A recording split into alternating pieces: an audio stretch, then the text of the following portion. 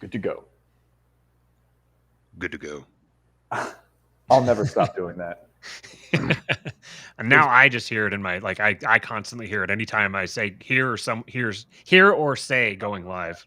It's one of my favorite things about wealth, power, and influence, which I have many favorite things about wealth, power, and influence, as everybody knows. Anybody who's listened, you know. Oh, look at messages already. Calm down, Thirsty. He'll be here. Just kidding. I can't even see who it was or what they said. Oh, okay. Here he comes. He's jumping in now. Jumping on in. Well, that's perfect because I actually have. I need two people for this, for sort of what's going on here. So I can't wait until he gets in here. I'm affiliated with a organization that shall remain nameless, and we're doing kind of a fun thing for charity, and I need two people. So, well, then hopefully we'll have two people here for you in just a minute. Hurry it. Hope it. He hurries up and gets in here. Sorry, I had a stroke just then. What's up, people? Trying to get the chat open here. I've got all these little housekeeping things you have to do right at the beginning to make sure all the streams are working. What's up, Faith, Liberty, and Praxis? Caleb in the chat. He said, really enjoying your exchange with Ace, Matt. Yeah, it's an interesting conversation. I'll leave it at that for now. I'm still trying to decide how I feel about that conversation. I failed probability, but that seems unlikely to me. What? That it's an interesting conversation. Oh, yeah. It depends how interesting is an interesting word, so maybe it's exactly what it is. I don't know.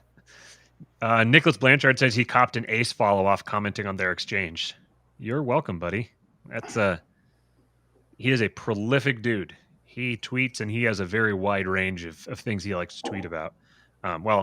He has a very wide range of inspirations from which he draws, but he has a very narrow range of things that he generally tweets about. What's up, Popular Liberty? Go, you guys, if you haven't yet, go watch our boy Andrew, Popular Liberty, with Pete Quinones, talking to the man himself, Dave Smith, on Free Man Beyond the Wall. The video just dropped today. It's a very good conversation. It was very interesting, very thought-provoking. I had many thoughts after I listened to it. And yours truly was mentioned several times in the episode, which was interesting. And so go check that out. It's on anything that Pete, his YouTube or his Patreon or the podcast, wherever. Free Man Beyond the Wall. Yeah, so we're going to have an interesting conversation here today. We've got the buzzword of the month or the week or whatever it is, the year. Buzzword of the year, Post-Libertarian is in the title. So you know for sure that this is going to get a certain category of eyeballs. So we're going to capitalize on that. Lottie-dottied right on up to it and just said, you goofballs are trying to figure out what this means? Yeah. Is it right here? Yeah, few people have made me reconsider my perspective on things like our guest today. He said that his internet just crashed on him. This is what he gets for living in a remote island. Yeah. He said he'll be restarting his modem. He'll be back in just a minute. Modem. I'm still not sure what a modem is. Like if there's two things in my house, and like if you said go pick up the modem, or we're gonna, we're all gonna die. Shoot your dog. Like it's like, buddy, you want a treat real quick just in case? Because Daddy's a Luddite. You're over here talking about getting name dropped. Yeah, I got mentioned in the live reading of the Unabomber's Manifesto by Pete. I had to pay for it, but with a super chat. But am I losing? I'm losing. Okay. Yeah. Oh, come on.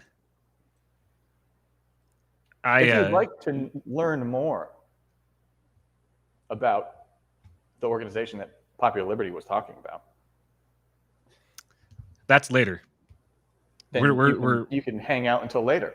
Yeah.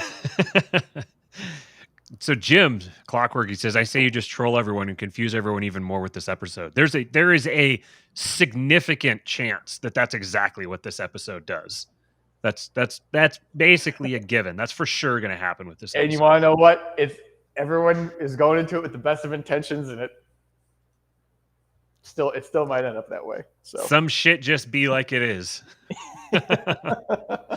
Hey, Mr. Luddite, Jim's giving you some knowledge here. The modem brings the internet in. Router splits the IP address to each device on the network. Interesting. Yes. Perfect.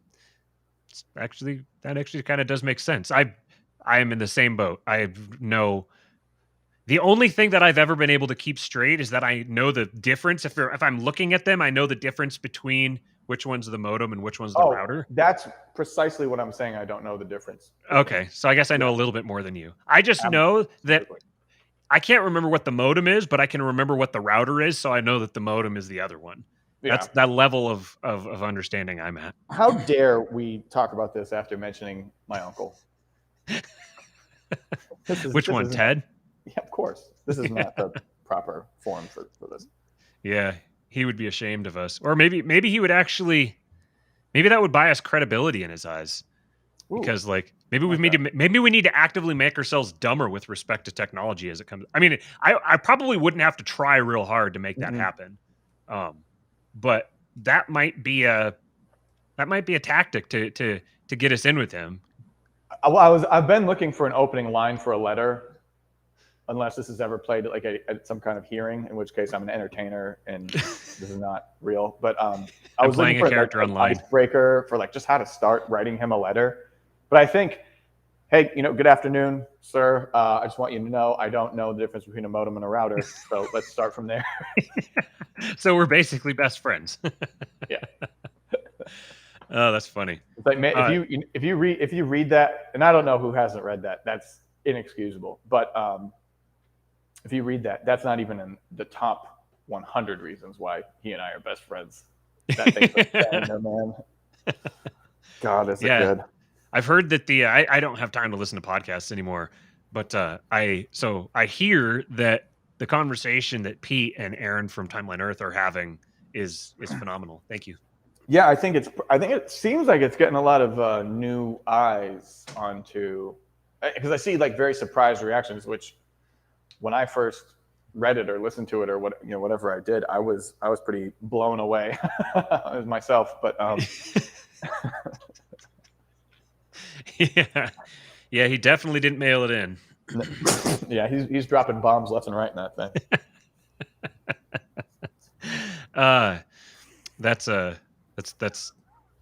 We are definitely old. I'm the guy that I used to look at and be like, oh man, we're gonna turn this into Uncle. Yeah, but you want to know what? Even when I was younger, there was a point where I just fell in love with how funny Colin Quinn was, and it was just that he had such a contempt for unfunny people that he made being unfunny fun, or something like that. Maybe it's very meta.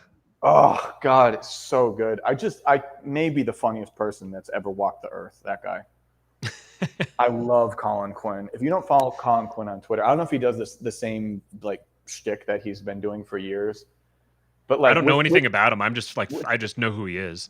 Yeah, I wonder, is anyone in the chat what's the O&A pipeline? I would say I maybe wouldn't have gotten back into libertarian things if it weren't for Opie and Anthony. 6 degrees of separation. That's for sure how I wound up with comedy and Dave Smith, and then Dave, obviously.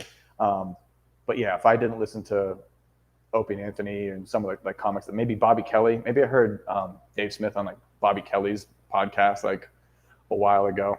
But I wonder how many East Coast people who listen to us are O&A fans from back in the day.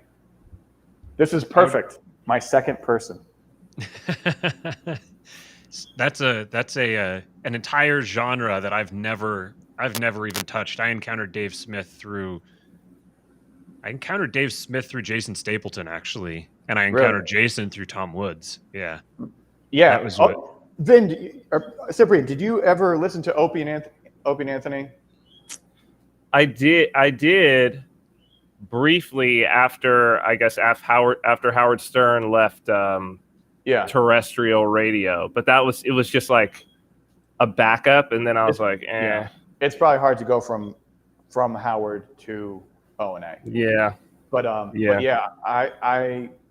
they were local for me, like growing up. Like I listened to them when I was like 12 or something, horribly inappropriate. But I think they were the Breitbart leak, by the way, with the Anthony Weiner thing. Like I remember that. A significant influence on like pop culture and maybe politics and stuff. Yeah, it's kind of interesting. Can we get this thing out of the week? Because man, I was doing some math and I realized, and you confirmed it for me, but we are getting post-morning prayer. I do that on purpose. Post-morning prayer Cyprian. Like that's the version. We're not getting like midday or late night Cyprian. We're getting straight off the beach, right? Today I didn't do it on the beach because I had to jump on with you guys. So today I did it from the deck with the evening view. So I got you. Yeah, the sun wasn't up yet when I was praying this morning, but it's good. It's good to have a little change. We appreciate you certainly being here. Everyone in the audience certainly appreciates you being here also. And I just want to make sure, I've noticed that lately we're getting like the white wall background. You're not like in Ohio or something. This is all like a big, right? Like I noticed the background has changed. Hold on. Let me see if I can do this without screwing my camera up. He's gonna do it. It'll auto expose back. Oh, look at that. Bam. Yep, not Ohio. That's definitely not Ohio. Fair enough. All right, so can we get something out of the way real quick? I need to. I was telling Matthew, 2 people's perfect. I'm affiliated with a charity group that shall remain nameless for the time being, but they're kind of doing like a movie trivia kind of a thing, and it's supposed to be easy, because it's a charity group, so everyone collectively turns in the right answers. Of course, they donate to charity. CC's from so far away. Okay. I have no idea where this. The topic is maybe because his birthday is coming up in January 8th, but John McTiernan movies. So he's a director. We've got 8 of them, and so I've got 6, and I need to find 2 people to give the remaining 2 correct answers. And I think you guys should be able to do it. All right. So we've got Basic, which I've never even heard of. So there's Basic, The 13th Warrior again. Now we're getting to things I've actually. I know that one. I like that movie. All right. Thomas Crown Affair. Also Die Hard good. with a Vengeance. Also good. Last Action Hero. Okay. The Hunt for Red October. Great. Fantastic. So we have 2 remaining movies and I've got 2 people I'm asking if I can knock this out of the way. I think that would be great. So my first hint would be that Die Hard with a Vengeance was listed. So maybe one of the other movies is one of the other Die Hard movies you're saying? All right. So Cyprian has said Die Hard. I heard him say Die Hard. Vin's fine. You don't have to. You know me as Vin. It's fine. Okay. Matthew, that leaves you. So I have no idea what's happening. I'm allowed to give a hint, Matthew. What am I guessing? The name of the final of the top 8 John McTiernan movies. Oh, from that list that you... No, there's only 7 that were listed. I listed them all off. It was Basic, 13th Warrior, Thomas Crown Affair, Die Hard with a Vengeance, Last Action Hero, Hunt for Red October, Die Hard, thanks to Cyprian. Yeah. And then there's one left, which is surprising because it might be his most famous. What's the hint? I've never heard of him before. I didn't even know who he was. It was released in 1987. It stars Arnold Schwarzenegger, Carl Weathers. I know this. Predator? Yes, thank you. All right, well, let's get into things, shall we? Thank you. The donation will be made by my anonymous charity group. That just smacked me just like an open hand straight. That was good. Okay. Very good. Alrighty. So the before we get into the conversation here, we have to thank one of our sponsors. And Steven, you have a lot to say about this. I have a lot to say about the Nomad sponsor. Network. Yeah. I do. Yeah. Say more things about the Nomad Network. I've had a lot to say about even before it was a sponsor. So basically, what I wanted to do, but I didn't have enough time because I had to comb a tangle the size of a small ferret out of my hair. And so what I was going to do was make a graph of my life, kind of before affiliating with people who were associated with Jason and the Nomad Network. And then I was going to make a sort of an election night spike. And then the continuation of the graph, which is like heretofore unseen, but appears it is trending in a positive direction. And basically, it's pretty simple. I was in a pretty rough spot. And certainly not the only thing that has helped me out of my rough spot, but in terms of an absolute, measurable, direct, certainly financial impact, from tapping into the knowledge base of people associated in the network. I can't think of something that has had a bigger impact. But it's a group of people that are genuinely helpful people. It's like the opposite of being on Facebook. The feeling that you get being on Facebook or going on Twitter. If you kind of hop onto the Nomad Network, it's particularly refreshing. There's people there just kind of sharing their experience. Like one of the guys who contacted me about doing some work, took the time to help me out with like a business plan, which at the time I was wondering like what the gotcha was, but he just kind of wanted to help me grow my business and did.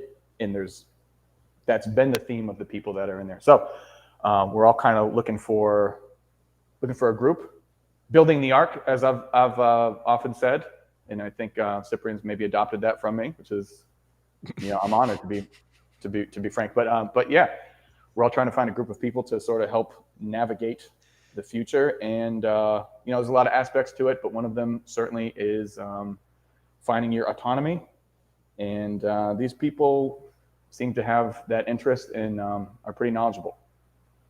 So I cannot recommend it enough. I've recommended it just on the fly, just talking on the show before the sponsorship deal. However, if it is a sponsorship deal, Matthew, please tell them how we get money from this, because that would be great.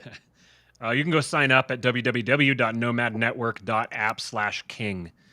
It's a very good platform. I've been personally involved in the development and application of creating the platform while working with Jason, and there is a ton of blood, sweat, and tears that has gone into the creation of this community, but by our team, by the Jason Stapleton team, and by people who have been members from very early on through all the conceptualization process of bringing it into reality.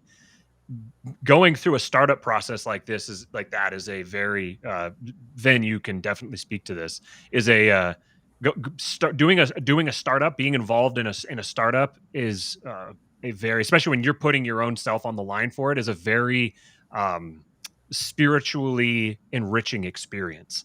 And so we believe in the platform in just the way that we say we do, and we really would like to see this community grow. We know that it's going to grow. The growth is taking off, and we see the idea catching on, and that's a beautiful thing. When you have an idea and you're not sure if other people have that idea, but you start talking about it and start realizing that other people share the same idea, that's also a very spiritually enriching experience. So www.nomadnetwork.app/king.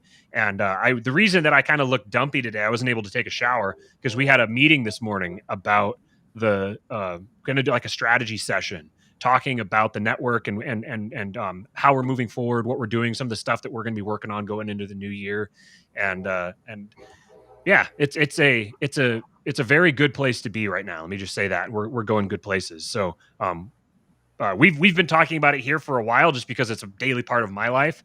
And Jason was like, "Well, if you're going to be advertising it, then I'm going to pay you to advertise it." So we are being paid to advertise it, but we personally believe in it from our own personal experience. So watching the change in Steven over the last, I don't know, 4-6 months has been just phenomenal to see. Like, that's been very personally gratifying to me to see how these ideas actually affect someone in person who, you know, I talk to Steven every day. I've followed his path, this trajectory that he talked about. I followed it for a year plus now. And yeah, he is exactly the type of person that Jason was looking for when he first started conceiving of the idea of this community where liberty-minded entrepreneurs can gather and look out for each other and help each other. Don't let that dissuade you, folks. Yeah, we already found the perfect person, so you'll never quite live up. But you know, you guys can all fight for second place. That's right. Okay, so that's our only. Also, you can join our supporting listeners group at subscribestar.com/kingpilled, and we got 3 different tiers there. We had a fantastic conversation. I don't remember what it was, a week ago, something like that, with the people from our warlords tier, who we talked about Eastern religion, and we went all kinds of different directions with it. It was very just fun, 2.5 hours off the cuff, just chatting on Zoom. So yeah, if you guys like are interested in joining that sort of thing, then just go to the supporting listeners group at subscribestar.com/kingpilled, and you can do that. All right. So Steven, you actually just told me yesterday that Vin was going to be on the show today, and I was like, cool, let's do it. So you guys have been talking back and forth for a little while, and Vin, he said specifically that the thing you have been thinking about is what I've titled the show today, Rescuing Your Friends from the Post-Libertarian Trap. So why don't you guys just kind of run with it? And Steven, you guys pick up the conversation you've been having, and I'll just listen and then just chime in wherever I have thoughts. I simply was going to, I was setting you up, but like I was alley-ooping here, but like I thought maybe I messaged him. I said, are you defining, encapsulating, and contextualizing this word that everyone's talking about, like tripping over themselves to try and figure out? Are you just kind of dropping it just to show that you're capable of doing that? Like, what's going on here? And then he replied,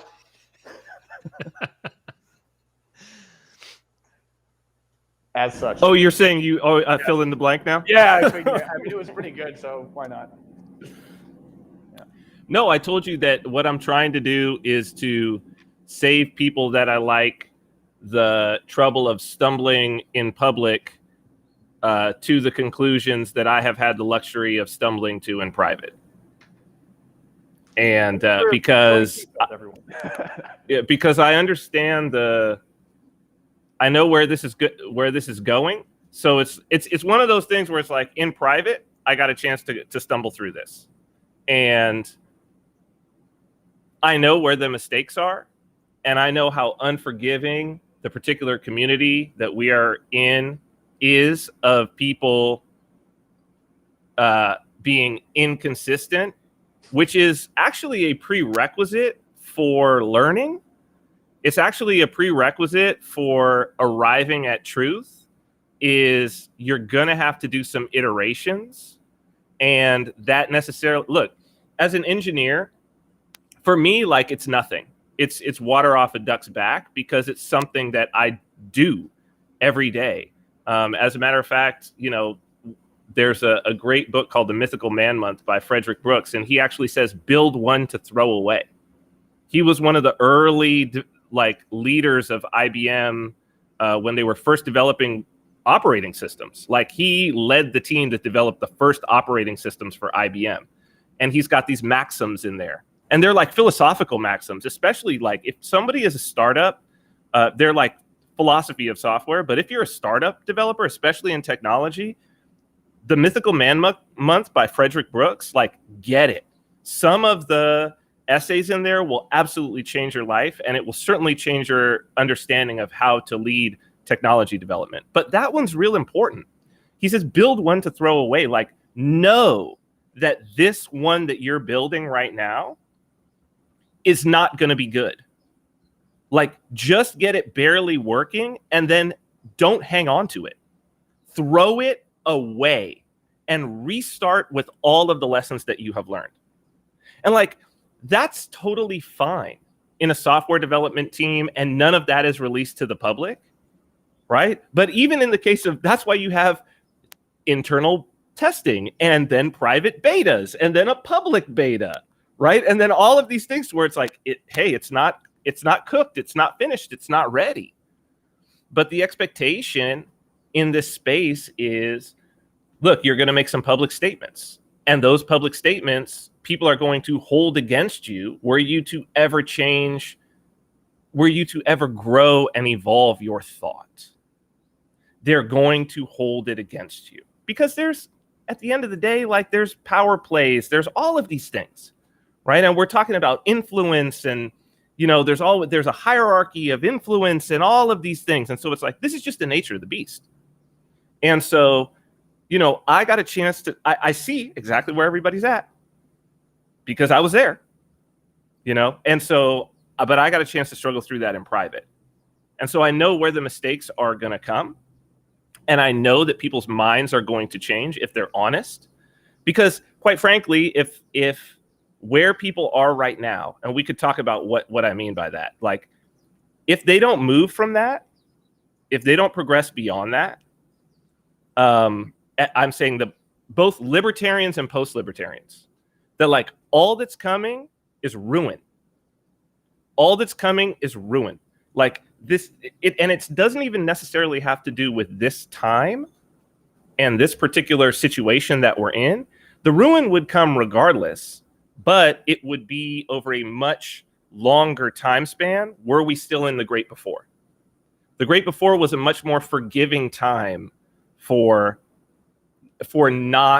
missing the mark, right? So it's like there are different times that are much more forgiving for missing the mark.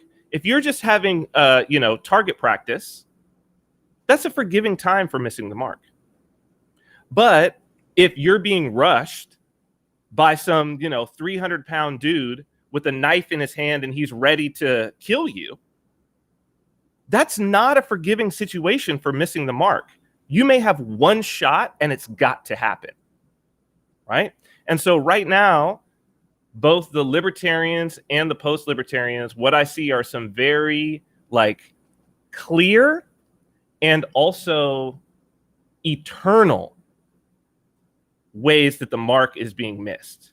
Like ways that are known, that wisdom of all traditions knows that it's like, oh yeah, that is mark missing, like guaranteed. And the thing is, and this is something that you said, Matt, when sort of the whole little controversial thing that we did broke. And I think it's something that people did not hear. And a lot of that is my fault, honestly. Because I used some particular words that was a poor word choice, very poor word choice.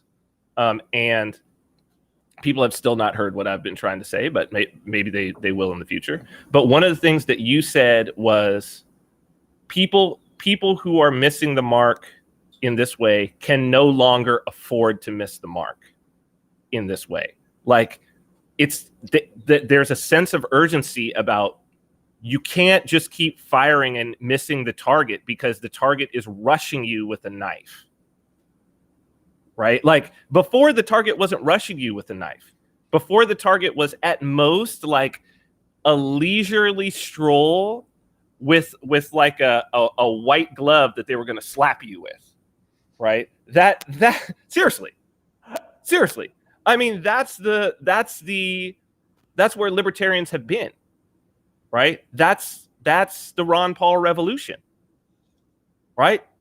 The Fed, the wars in some country that I've never been to, and where the people have no effect on me. That's a white glove slapping you in the face. That's something that, whether it's there or it's not, the impact that it has on you and your children on a daily basis, and your health and your ability to feed your family and house yourself and participate in public society. Like, yeah, you don't like it.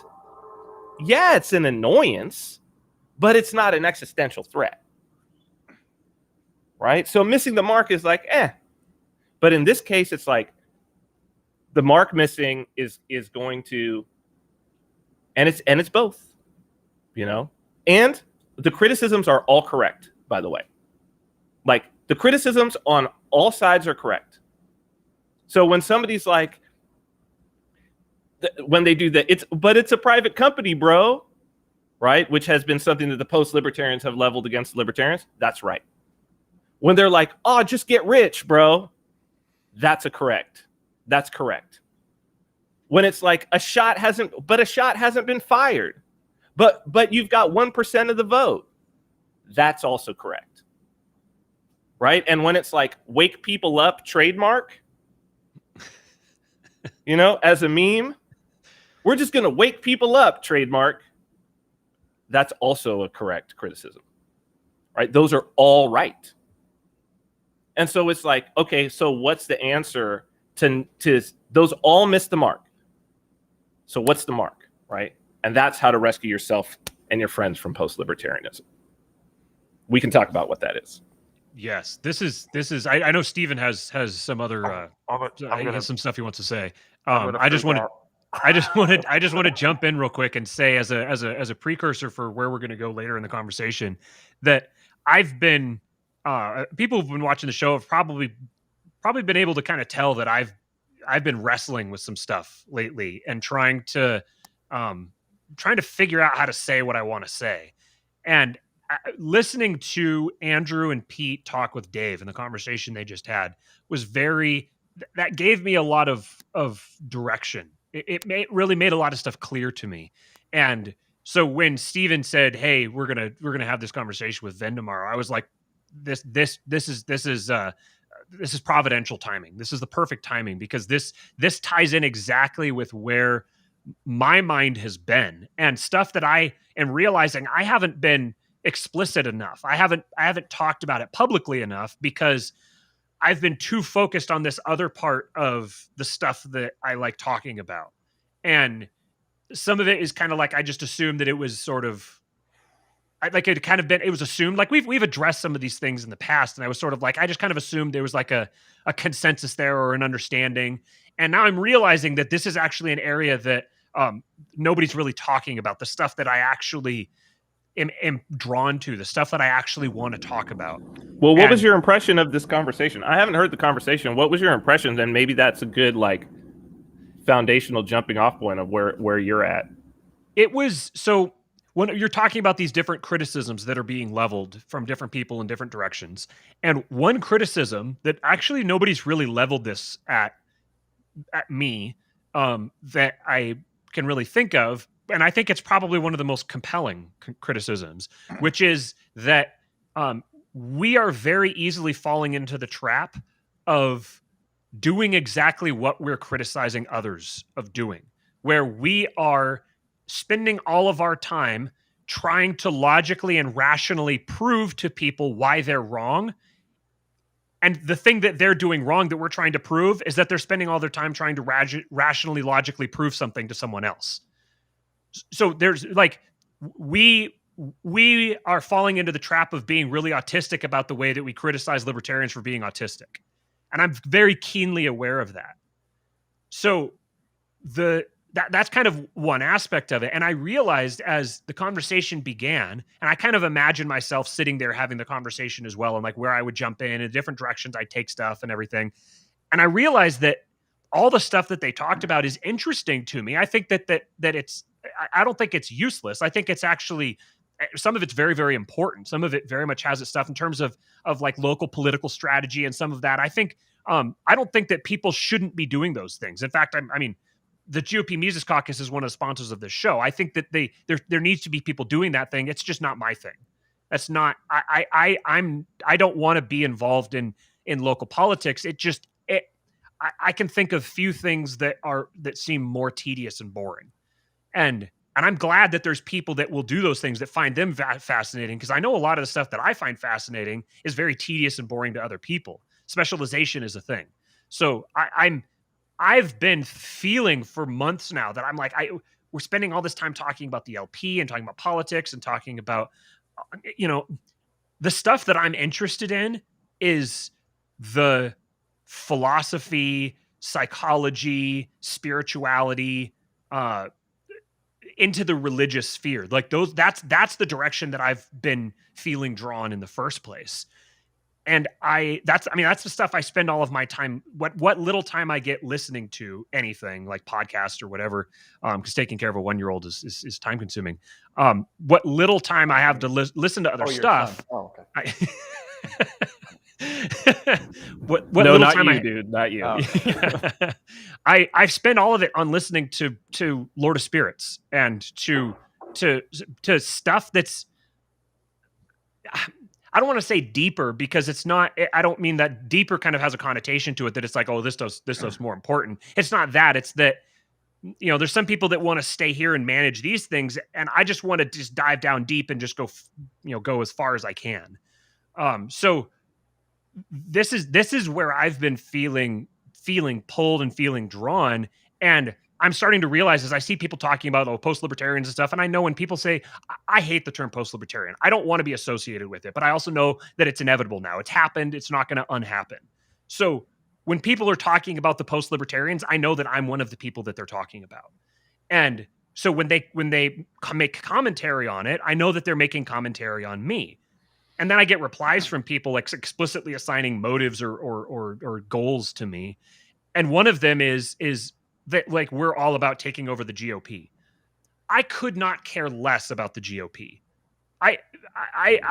That's like, how that represents what?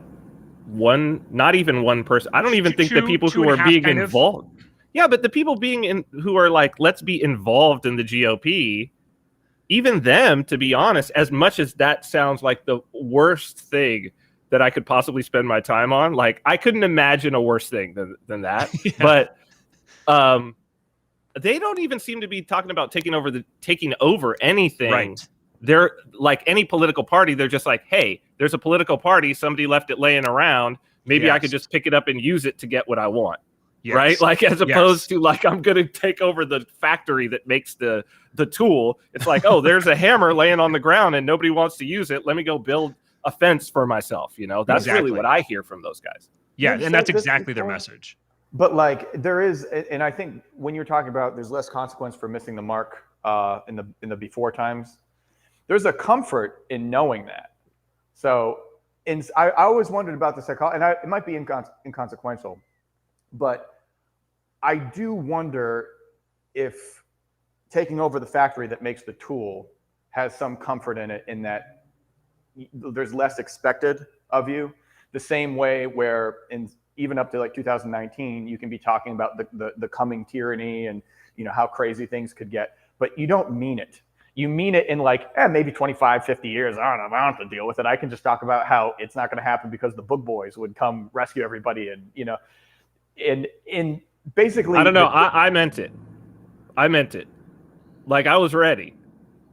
Well, dude, how quick did I get on to throw my family on a plane and come to a deserted island?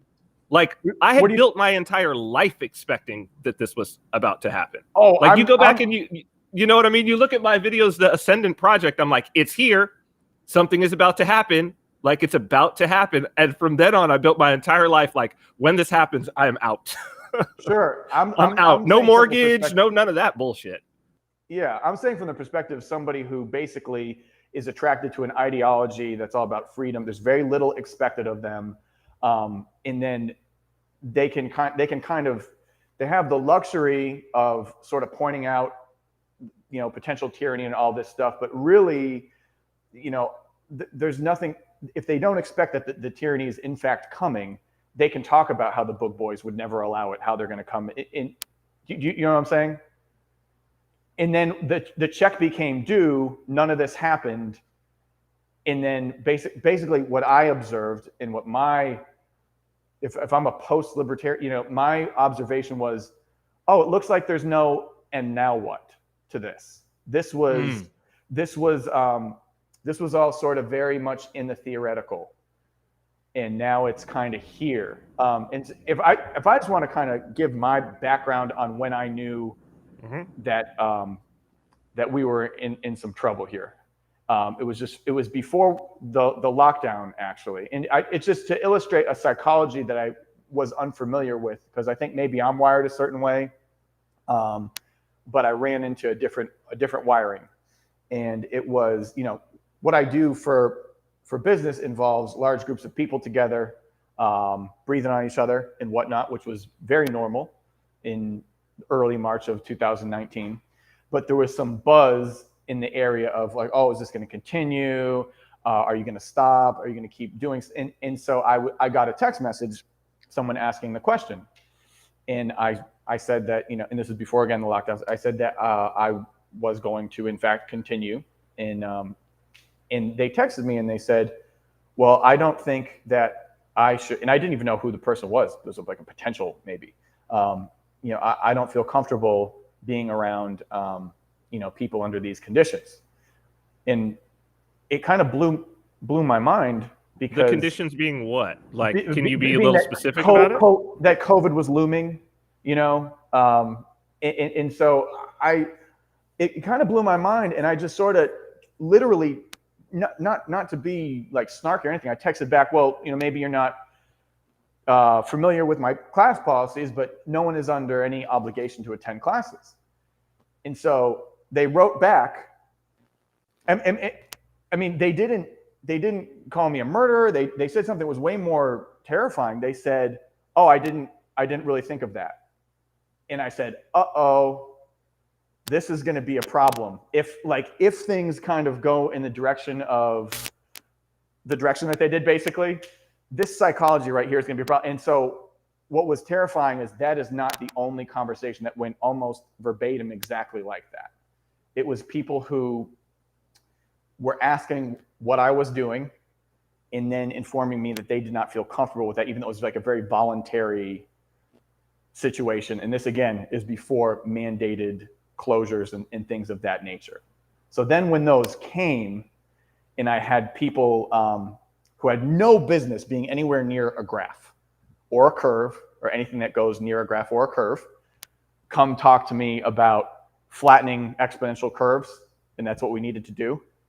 When like the third person said that within like 12 hours, I remember looking at like a friend from Russia, and she just goes, "It's coming," and that was it. Mm-hmm. And so no, I had very similar experiences. Mm-hmm. Yeah, man. No, I'm sorry, I didn't mean to cut you off. Go ahead. Oh no, not cut off. That's when I sort of knew that, you know, things were going to be going sideways. And then sort of my next thing, and this is getting to a point, believe it or not, but like, so listening to the people that I have been listening to for years and kind of like looking around, okay, so this is different. You know, what's going on? Like, what's the plan? Like all this, all these books and everything, like is there, we don't really protest. Are we going to protest? You know, how's that work? And then there was just nothing. And I said, oh, there's no plan. This was all like jibber jabber. This was all, if tyranny is coming, you know, these guys are going to make sure it doesn't happen with other guns that they post online all the time. But none of this isn't real. Okay. And so my thing was, if there's no, and then what's the point of all this? And then my mind got into a place of, oh, this is your livelihood. Like, this is how you make your living, which is fine, but it's kind of like, this is maybe all that there is potentially, which is sort of disconcerting. And then it seems like there's this like post hoc, now what, that's happening among people who, I don't know if it's within their incentives to like not recognize that shit is serious, or they just simply don't recognize it. But that seems to be the biggest disconnect that I see for anyone who is asking what post-libertarianism is, or hates post-libertarians or whatever, or is firmly entrenched in pre-post libertarians. The theme seems to be that their range of potential outcomes from all this is light years more positive than anyone who sort of noticed, ooh, this is different from like, let's say March of 2020 up through January 7th. And then in retrospect, maybe it's like, oh, maybe September 11th, 2001 was a thing too. You know, like if you go back a little bit further, if you're going to write a history book on it. without experience, having experienced it in real time. And so my thing for you is and this ties into something you said about a wrong word choice. Mm-hmm. So I know that like I'm a goober. I barely speak Spanish, but when I'm into speaking Spanish, sometimes the way I say words in English changes. I hate about myself. Mm-hmm. Sometimes I can't think of a stupid word in English, but I can think of it in Spanish first. But like I hold different languages in my head, mm-hmm. and like I'm pretty decent with languages. And what I see you as is a translator or someone who's very capable of translating. Mm-hmm. And so when you said the word, I'm not to make it all about this, I was like, okay, I feel what he's saying, but you're kind of speaking like language that like I would understand, and you were in front of an audience. Do you know what I'm saying? Yes. So yes. Okay. So for me, my thing with you is like you know how to speak to a lot of people. Like when you were, I don't know what show it was, but maybe Pete's show, but you were talking about, conspiracy and how it's really just people performing to incentives and sort of a hive and blah, blah, blah, mm-hmm. blah. You would say that to one person. And then if you were talking to somebody else, you would say, demons, bro. Yeah, maybe. Right? Maybe. No. Like here's the thing. I'm actually not very good at speaking to people. I'm actually people wouldn't believe this. I'm actually a very antisocial person. And one of the reasons that I'm very antisocial is that 9 times out of 10, I'm completely misunderstood. Like any time that I sit and talk to people, I'm completely misunderstood. Like in the first thing that comes out of my mouth. And so it requires like the guys who are around me here on Saipan, our conversations will be like 4 and 5 hours at a time. And the reason why is that it's just like something will be said. Like it's really my fault. Like I'll say something and it will be a complete thought and it will be one sentence and it will be an absolutely complete thought. And we'll spend the next 5 hours like getting each other into consensus of what that thought means. And then at the end, it's like, oh, okay. Thanks, man. I understand what you meant. Because at first I was really triggered by that, what you said, but now I get it, right? Like I understand what you were trying to say. And so it's like, I know that about myself. And like, so I don't I don't spend my time talking to people. I really like hate to do that. But for some reason, when people have asked me to like come on and I don't say no. And the reason why is that I just trust that like there's a spirit at work. Oftentimes, and you guys have probably had this experience yourself, like oftentimes I have no idea what I said in 2 hours. Yes. Like I'll listen back and I'll be like, oh wow, that's I need to listen again because what is that came out of my mouth, right? And I'm learning something from myself.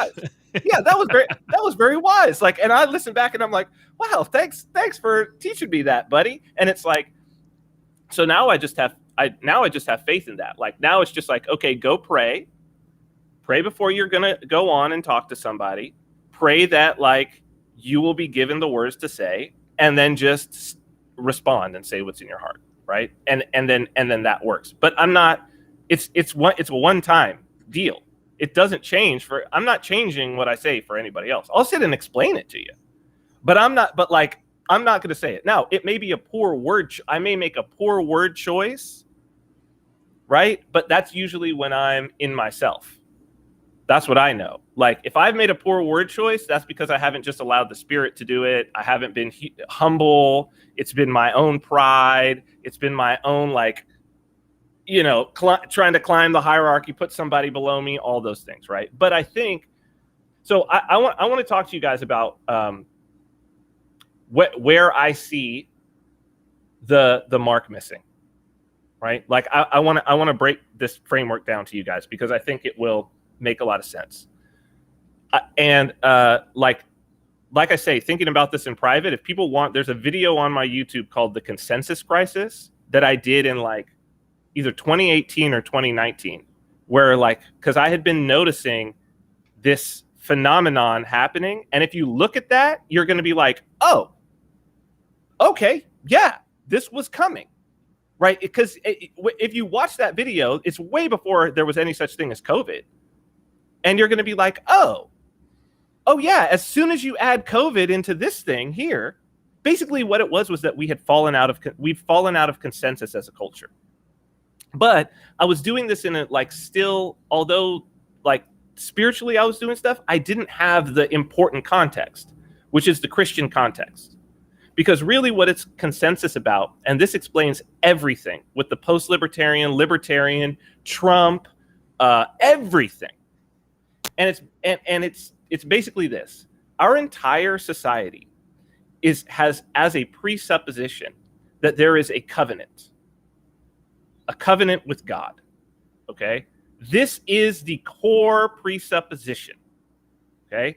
And it's what Christ came to give not a different covenant that is in Deuteronomy, which is the Mosaic law that Moses says, put it on your hands. Listen, put it on your hands or your forehead. That's they wear the phylacters. The Jews, Orthodox Jews, when they're going to pray, they wrap a little box on their arms and they wrap a little box on their heads. And inside that is the Mosaic law from Deuteronomy.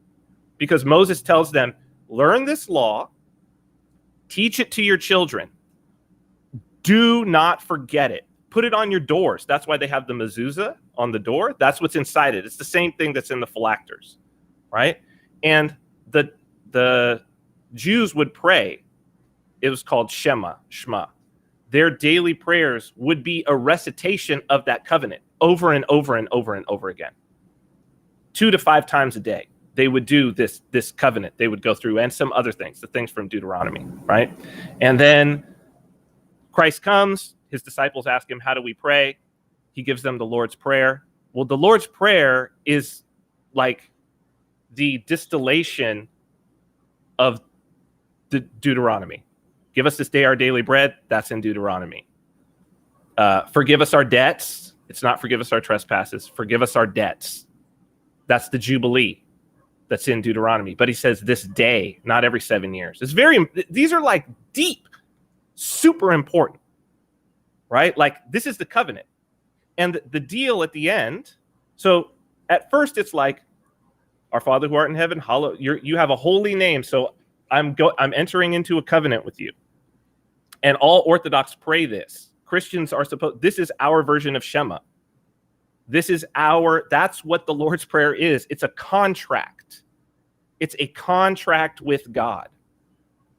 And in Deuteronomy, it says all the things that will happen. You will get this land, all of this, not because you're righteous. I'm going to drive these people out of the land. I'm going to drive them out not because you're righteous, but because they're wicked. You're not righteous. You're terrible. You're terrible people. And if you keep up with Moses tells them this. You're horrible people. You've done horrible things. You've tested God. You've done all these things. You're not righteous, but you've got a covenant. If you will just stick by the covenant, at least you'll be at baseline. At least you'll be at baseline. That's the non-aggression principle. You got to understand. That's what the NAP is. This is the framework of the NAP. That's why they're treating it this way. And the idea is, if you will just live by the covenant, everybody else who's wicked's society will fall apart, and the meek shall inherit the earth. You will inherit it if you live by the covenant, right? You will get your daily bread. You will have your debts forgiven, so long as you forgive the debts of others. You won't be led into temptation. You'll be delivered from Satan, from the evil one. But the last part is very, very important, because it's the whole covenant, and it's where all of the mark is being missed. For thine, the Father, yours, and this is straight out of Deuteronomy, yours is the kingdom and the power and the glory forever and ever unto ages of ages. Amen. Yours is the wealth, the power, and the influence, the kingdom, power, and the glory forever and ever, not mine. I can't earn wealth. I can't gain power. it isn't my influence. If I have any of those things, it's because I am reflecting you. That's the covenant. If you break that covenant, your society will be destroyed. This is straight, just read Deuteronomy. Moses is like, if you have money, it's not because you made the money. If you have money, it's because God has blessed you with that. If you have a kingdom, if you have power, it's not because you're righteous. If you have power, it's because God has taken power away from the wicked. You've followed the covenant. And so, libertarians, let's think about this. This is what's happening, is the covenant is breaking down for everyone. Why is it breaking down? Because they don't actually know what the covenant is. They aren't actually articulating the contract. They in the back of their head, they know there's a contract because the entire society is built on that. Somewhere in them, they're like, there's a contract, right? And isn't that what the rights are? Isn't that where the entitlement comes from? I'm supposed to have this. Even the wokes know there's a contract. What about equality, diversity, all of this? And it's like, there's a contract, but what is the contract? So they keep rewriting everybody's rewriting the contract. Everybody's rewriting it. Trump was the evidence for the wokes that the contract had broken down. Why? Because it's like, he's not supposed to become the president. That's a breach of contract. That a man like this could become my leader is a breach of contract. So therefore, like, okay, new contract. And here comes the adversary, like, I got a contract for you. I got a contract for you. But what's the adversary's contract? Again, I said this is eternal. It's the 3 temptations of Christ in the desert, in the wilderness. Wealth, power, influence. You're hungry? Turn these stones into bread. It's entrepreneurship.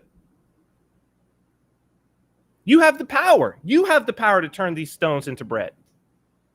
And Christ says, he quotes Moses in Deuteronomy. That's what he's quoting Moses. He's saying the law. The only thing that saves Christ from the temptation of Satan in the desert is the law, not him.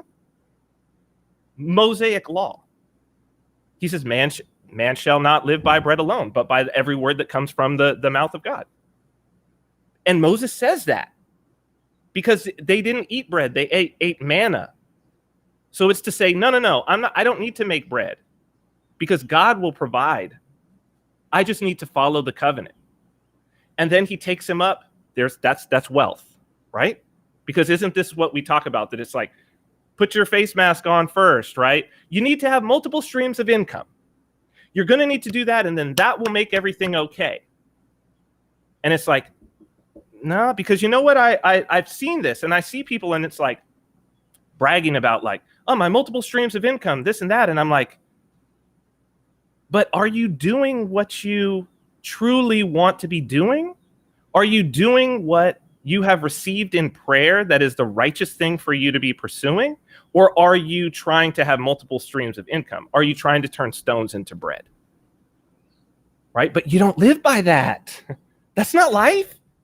That's not living. You'll be miserable. And as being an entrepreneur, I can tell you, those are my most miserable days. The businesses that I've had that have been the most sustainable and that have been the most profitable have been the ones where I went into it not trying to make any money, but trying to being like, I can do this and I think I can make some people's lives better. Like people are asking me to do this and I do it. Right? Then what? So there's your wealth. And this is, by the way, this is post-libertarianism. Post-libertarianism, you'll see, there's 3 archetypes: wealth, power, and influence. Jason Stapleton is the proto-post-libertarian, right? He's the forerunner. He's the prophet, right? He says all 3, and he's totally right. Great thing, interesting thing in that regard is like, I was thinking about this actually last night. I know he's former Force Recon, right? Jason is. And, so my brother is in Blackwater. Right. Okay. So my youngest brother has a very similar trajectory to him. So my youngest brother, who's like 11 years younger than me, after he came out of the Marines, he lived with me and worked with me on my businesses. Like I apprenticed him. And then he went off to contractor school, and now he's executive protection for, I won't say which family, but it's within the top 20 wealthiest families in the world. Right. And that was because he was in, what do they call it? Special. He was an MP, but he was in their version of SWAT, SRT. It's like a special response team or special something team, like so super highly trained, right? The interesting thing about both of those guys and their trajectory, and guys like that, their trajectory, is that it's like, it wasn't wealth, power, and influence that they needed in order to acquire the, let's say, the training and the experience that turned them into who they were, to where they could do these things, right? So this transformative experience that Jason had, this transformative experience that my brother had, to where it was like, there was not even a question. When my brother was like, I remember him telling me, he's like, I'm just going to go to contractor school. And they paid for him to go to school. Right? Like the school was because they were going to pay the school for him to go. And he just went. They didn't need wealth, power, and influence, didn't get either one of them that. What got them that? Discipline and obedience. Right? Because what did Jason need in order to be turned into Force Recon? Discipline, self-discipline, and obedience. Self-discipline, so that he would have his body, his mind, and his spirit in the right place to be able to obey the orders that he was given, that were he to obey them, he would be transformed into a man of value, supreme value, deadly value, right? And the training, they talk about, it costs millions of dollars to train a special forces guy. It's not millions of dollars. It's priceless. You can't pay for it. There's no college that you could take out $1 million in loans and that college is going to turn you into a Green Beret. No, you actually have to go and become, or a Navy SEAL. There's no private version of that you could just pay for. There's no amount of influence that's going to get you through BUDS training. You either get through or you don't. Right? And the power is where? The power that you need is self-discipline. It's not power over others. It's not political power. That doesn't get you anything. And that's a covenant. Right? So the second temptation, taken up on top of the temple in Jerusalem. Sometimes it's temple second or third. They're flipped around in the Gospels. Temple in Jerusalem. And the devil says, jump off. And the angels, God has said that the angels will lift you. And Christ says, well, don't tempt the Lord your God, which is directly from Mosaic law. Because they tested with the water and all of that in the desert. Make God. And then, Moses bangs his staff and like, don't test God. But this is influence. Because what would happen if somebody jumped off the temple? This is the most highest thing in Jerusalem. What would happen if he had jumped off the top of the temple and floated through the air? You want to talk about an influencer? Immediately. And it's like, no. So there's your influence, right? Wealth will solve your problems, right? Just get money, bro. Influence will solve your problems. Wake them up, trademark, right? And then what's the last one? He takes him up on a high hill and he says, all the kingdoms. He shows him all the kingdoms. He says, all of this can be yours if you will just worship me. If you will just bow down and worship me, all of this. Political power. Political power will solve your problem. You don't have to worry about any of the other kingdoms. I'll give them all to you, and you can build yourself the level of protection for your people. Right? And if you notice, all of these things, if it's all of these things, would have been like good for Israel, right? With all of these things, doing any of these things, he could have been the savior of Israel. He could have helped all the people. He could have freed them. With all of these things, he could have freed them. And with any one of those things, it would have been him and his ego freeing them. And he would have broken the law, and it would have led to ruin. And so this is it. It's very, very simple. All we have to do is remember, what's the contract? And the laws are there. That's it. That's it. And the thing is, like I said, and this is why I say, you're either gonna come to it, or you're gonna come to ruin. Because right now what's being presented is, you are the wealth guy. Right?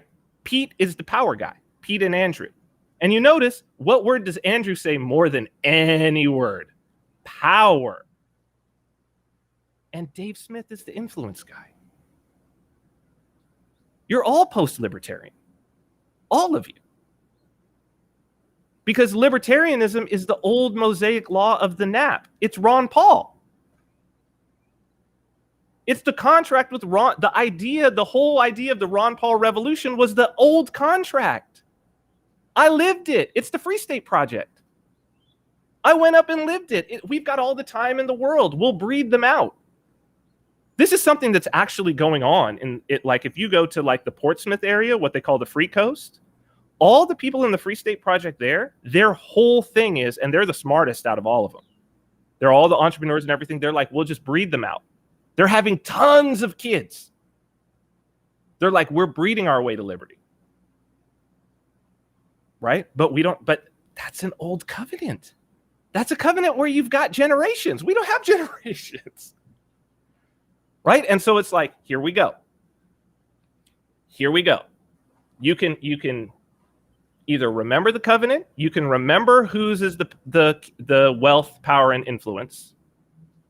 Right? You can remember who has it all, who it actually belongs to, and if you get any, who it's coming through.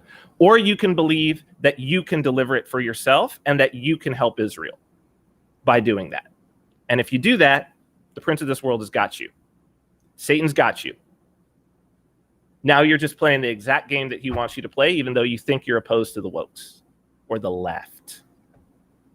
Right? As Yarvin would put it. Or the cathedral. The serpent it says it right in chapter 3, the first words of chapter 3, Genesis, the third chapter in the whole entire Bible. The serpent was more wise than any creature that God had created. Don't think you can outsmart Satan. Like, there's no outsmarting. There's only just the contract. And atheists will hear this and they'll be like, but it's like, okay, that's on you, bro. Like, our culture exists. It's real. It's here. And it's based on this. This is what your culture is based on. Western culture that you're worried about losing, this is what it's based on. This is why it exists. That contract. So that's it. That's, if you want to rescue yourself, there's your rescue. So, I had a guy at my gym who was like the kickboxing coach, like amazing fighter. Edson Barboza, if anyone watches UFC. So he, after every single fight that he won, he would get on his knees immediately, if not sooner, and he would stare into the crowd and he would point at himself, wag his finger, and he'd point to the sky. He would do it like 3-4 times to sort of just clarify. It's usually 2 hands, to just kind of illustrate what you're saying. So I'll say, have you taken an Enneagram? Do you do Enneagrams? Is that like off your radar? I don't know what an Enneagram is. Okay. I'm probably saying it wrong. All right. In the comments, is Vin a 4 or is Vin a 4? I know because I'm a 4. I could just identify it. But anyway, not physically. Jesus, of course not. So anyway, can you, with that, can you pursue any of these things guided by God? can you sort of operate on with the base knowledge? For me personally, I've always kind of felt. I want to answer. Hold on, because there's a chat. I just want to quickly, because I think it's actually very important for the atheists. We've got Andrew in there who says Satan is a effing bitch. He's not that smart. Calling him a prince is giving him too much credit. I disagree with Andrew. So here's the thing, Andrew. In the scripture, it says that Satan is one. I mean, the first thing it says that he's more wise. That's Genesis chapter 3. He's more wise than any created creature. You're a created creature, by the way. And the second thing is he's given dominion over the world. It's not me calling him the prince of this world, okay? It's the holy apostles calling him the prince of this world, okay?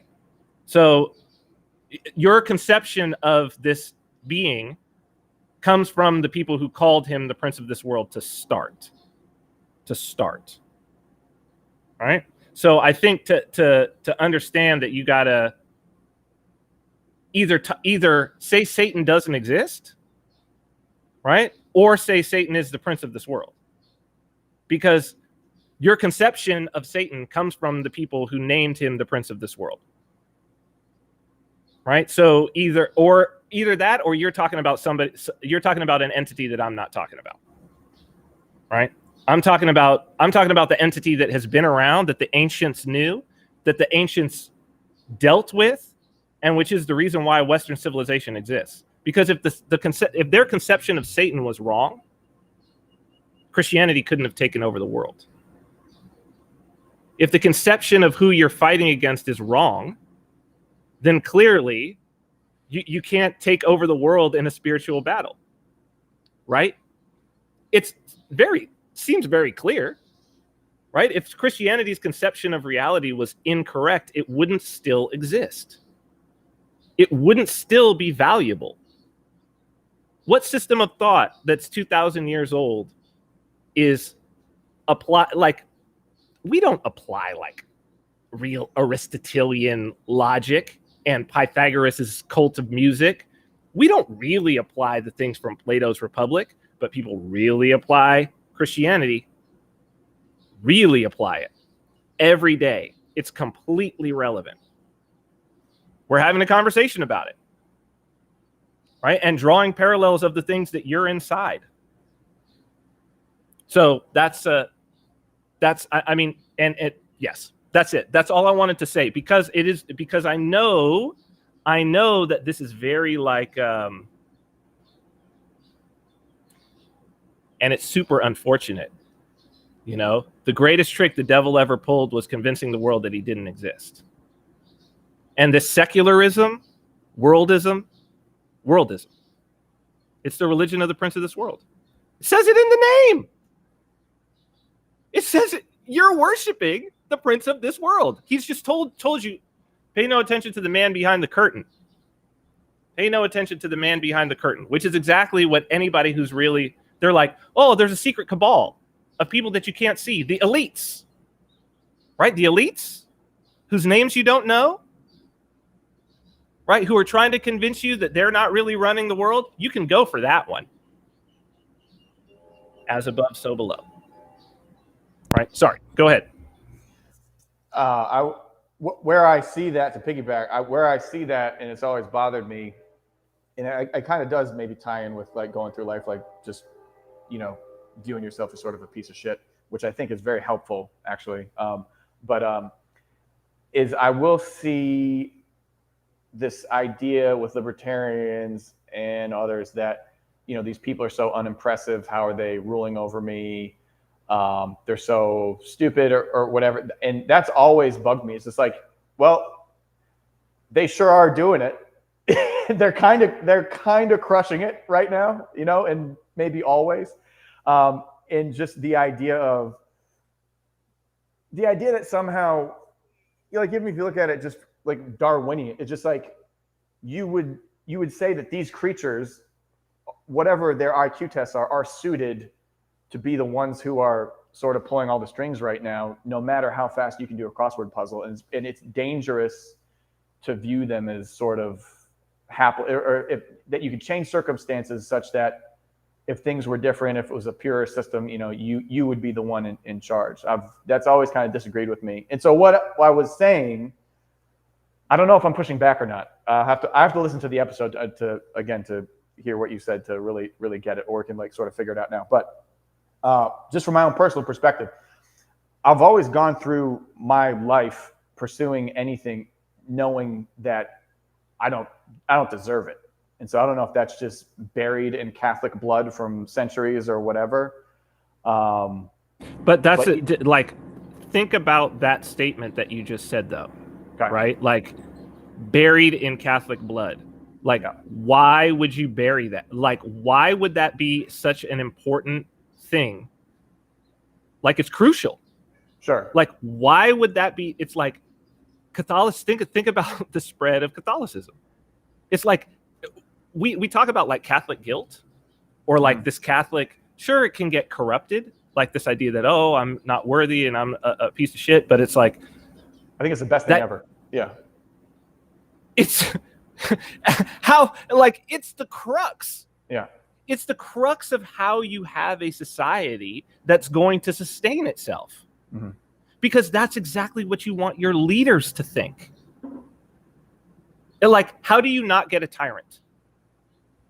How do you not get a tyrant? You inculcate that idea into every single person, right? And then if your leaders believe that, then you can't get a tyrant, because a tyrant is the exact opposite of that. It's crucial. Okay, so in kind of going with what you were saying, I've always found religious libertarians to be exponentially more tolerable, even, like if I was sort of trying to figure out my own stuff. And I wanted to mention it. There's too many things that are like firing off in my head. One of the other things that was very helpful was you sharing with me the contact information of a person who's particularly special, I would say, and sort of helped me get back on a good track. And you are current, and so I had been thinking of like, how can I get this guy to be out there a little bit? I think would be helpful to people. And you, as it turns out, are actually doing, is it weekly, a podcast with him? Okay. With Father Turbo? Yeah. Yeah, I mean, he's my spiritual father, and I don't know. I introduced the two of you some months ago, mm-hmm. And I mean, he's a very special individual to me, and I think to a lot of people. But look, there are so many people who have priests in their life who have become their spiritual fathers in Orthodoxy, and everybody sort of gets the one that they're supposed to have, or two, or three, or four. You know what I mean? Like, there's another priest who's been training me up in the faith as well, like on some of these other ideas, like some of the things that I've said today are things that like he's taught me about the ancient church and the relationship of the ancient church to this continuation. And it's like, these things are crucial. These things are absolutely crucial. I mean, Father Turbo is like, he's like the spiritual war drill sergeant, really. You know what I mean? Like he's gonna train you to go to war. But at the same time, you also need the subtlety and to really understand your weapon, and also to really be formed by, and you're formed by, like, what do these words mean? If you're going to read scripture, it's like, well, what do they mean? Like, what's the historical context? It's spiritual historical context, right? Because like, I loved the book Zealot, which is he's gone woke now. What's the somebody will put it in the chat, but he's the same guy, No God But God. I'm blanking his name because he's gone so woke now that I can't even remember his name. But that's a great book, all about like Christ and that time, like giving a historical context to it. And then Christianity, the first 3,000 years, is great as well.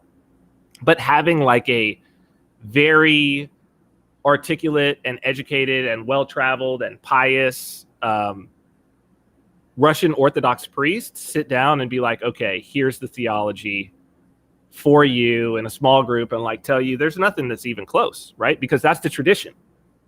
That's somebody that's like teaching you the tradition in the same way that it's like who's in apostolic succession, who's like, okay, we're going to go from the apostles to me, right? Because there's a line of ordination that goes all the way from the apostles all the way to me. And the Russians can trace it. The Russians, because they were only 900 years out when they adopted it. And so like, and the Greeks can do it too. Like a priest can be like, okay, here's the apostolic succession from me back to an apostle. And so let me teach you like the stuff. All right, let's try to get it exactly that way. It's very important. But, you know, I think what we're doing with Father Turbo, what he wanted to do, in some ways it was, you know, specifically about the libertarian to Orthodox pipeline that we sort of saw happening. That some people were leaving because it's like, well, the covenant is broken. Everybody's looking for a new covenant, you know. Satan has figured out his covenant, and it's crazy, right? That it's like, oh, the covenant is broken, time for the Antichrist, right? Like that's what's happening. It's like, oh, the covenant's broken.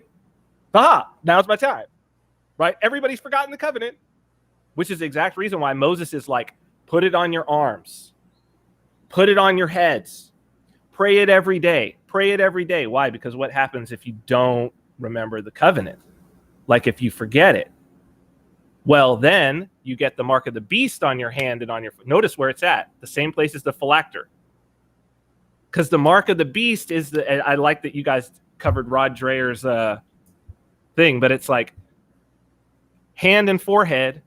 To Jews of that time, there would have been a very strong meaning of, they would have understand what that meant. Because every day they were wrapping the phylacter on. So to them, when it's like, oh, you'll have the mark on your hand and your forehead, that means the law of Moses will no longer be there. A new law will be there. Antichrist in the place of Christ, not against Christ, in the place of Christ, who came to fulfill the law. So it's a new law. There'll be all kinds of new laws. New laws that are like, it's a new covenant. Right? Well, what's the covenant? Don't have the vaccine, can't go to work. Don't have the vaccine, can't go to school. Don't have the vaccine, can't drive a car. Don't have the vaccine, can't fly in an airplane. Don't have the vaccine, can't eat food. Don't have the vaccine, can't work for the government. Don't have the vaccine, can't work for a corporation. Don't have the vaccine, can't do anything. Don't have the vaccine, can't breathe air. Like that's the new covenant. I wish I still. It's a covenant. God, I wish it's a covenant. Whose covenant is it? Whose covenant is it? And it's why there's been Orthodox saints and elders for decades. St. Paisios said it'll be brought in with the vaccine. So someone 30 years ago. So practically, someone who I think that there's a lot of people out there who, you know, whether they're poisoned by the modern world or didn't grow up religious, aren't religious, fell out of religion, whatever it is. I think there are some people who are very inclined towards the idea of these traditions, maybe feel like there's something missing from their current ideology, libertarians not getting it done. For me personally, I know my relationship with libertarianism, I'm saying this because I think, you know, it might be a type, but I felt like I agreed with sort of the society that they envisioned or wanted to live with. I didn't know anything about the nap until, I mean, fairly recently. But I remember the first time I heard it, I went, because it was like uncanny valley of like, you know what I mean, the golden rule maybe, or it was simply even more simply put, it was like a moral code that I felt I already had. So it's like you guys look like you're referencing something to justify what you want that I don't think I need that. So I'm gonna leave that over there. I never pointed to the nap for anything, although in its words I don't have any problem with it, I guess. But like, you know, I've never heard it called the silver rule until recently. But it's just like I learned it as one part. I learned it in school as the golden rule. It was one thing. Yeah. So it was separated into that. So what I thought was like, you guys are missing a part of this thing that clearly exists already. You know what I mean? Well, but the thing is, well, what's the your and then what is good, right? Because it's not just what's missing is the and then what period. What's missing is the and then what period. And it's what everybody should ask about the nap. What's missing is like you're implying a covenant. What's missing is, with whom is it a covenant? With whom have you made this deal? And two, what do you receive for abiding by the covenant? See, that's how a contract works. That's how a contract works. And what people don't get is that it's like Christianity is a contract. Judaism is a contract. Islam is a contract. They're contracts. They're covenant. They're literal. It says literal covenants. You'd think they'd love that. Isn't that weird? Isn't that weird that these people who are all about contracts are like, here's our highest principle. And it's like, okay, you don't do this, and then what?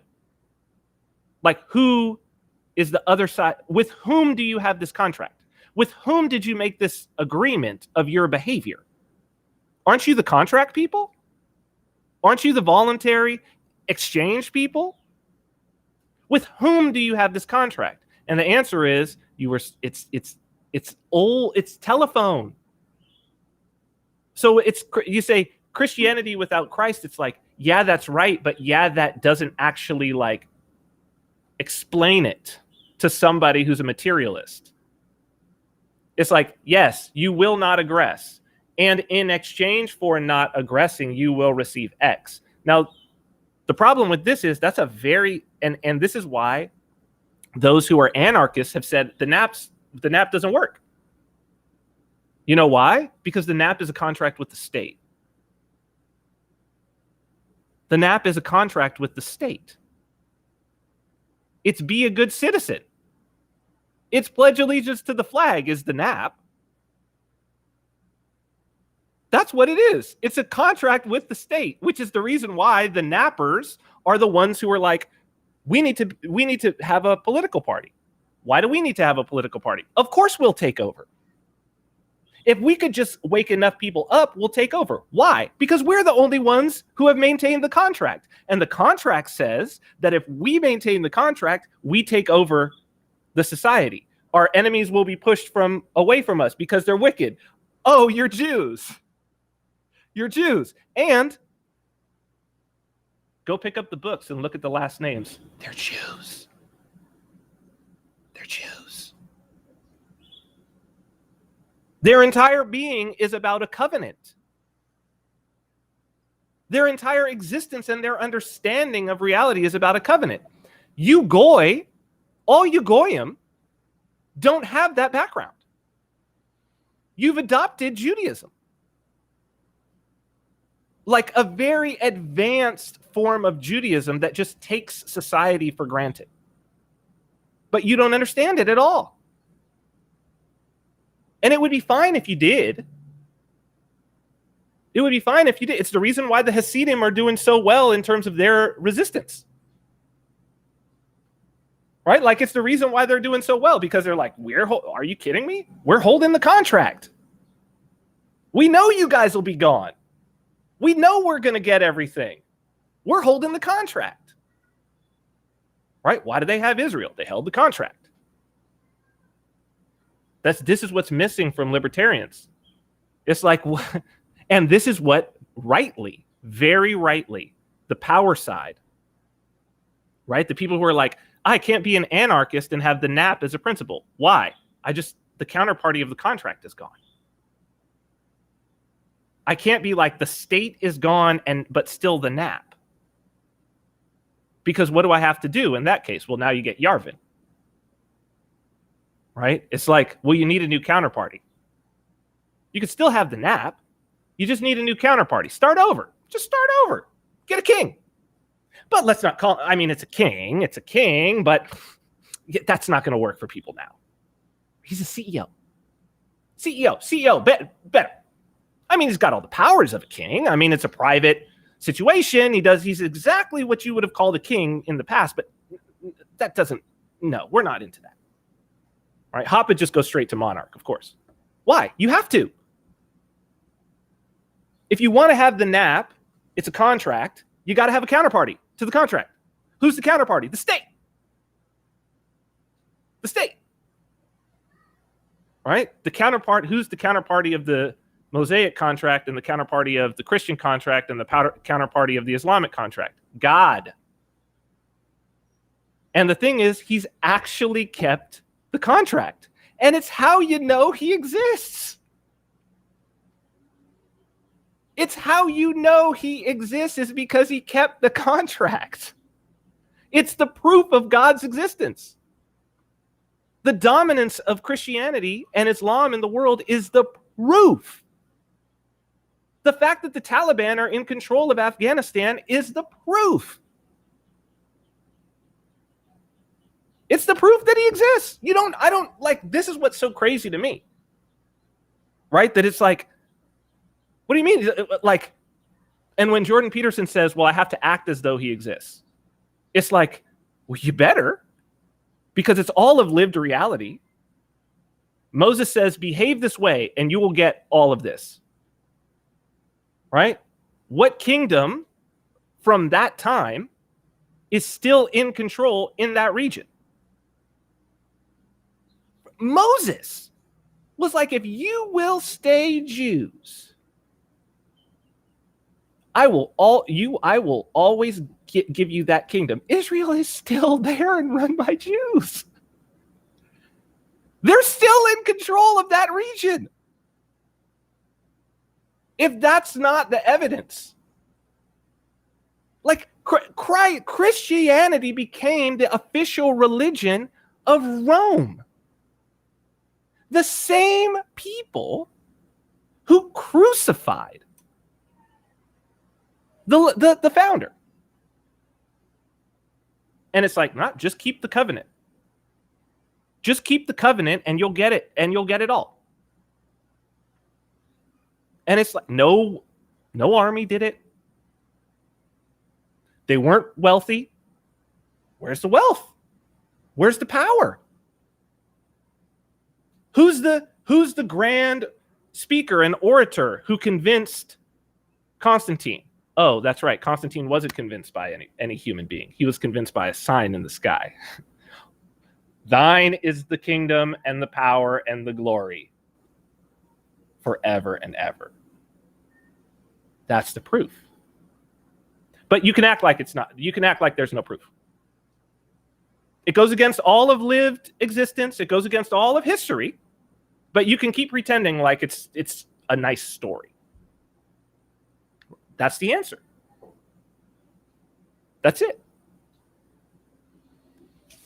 It's not an organizational system.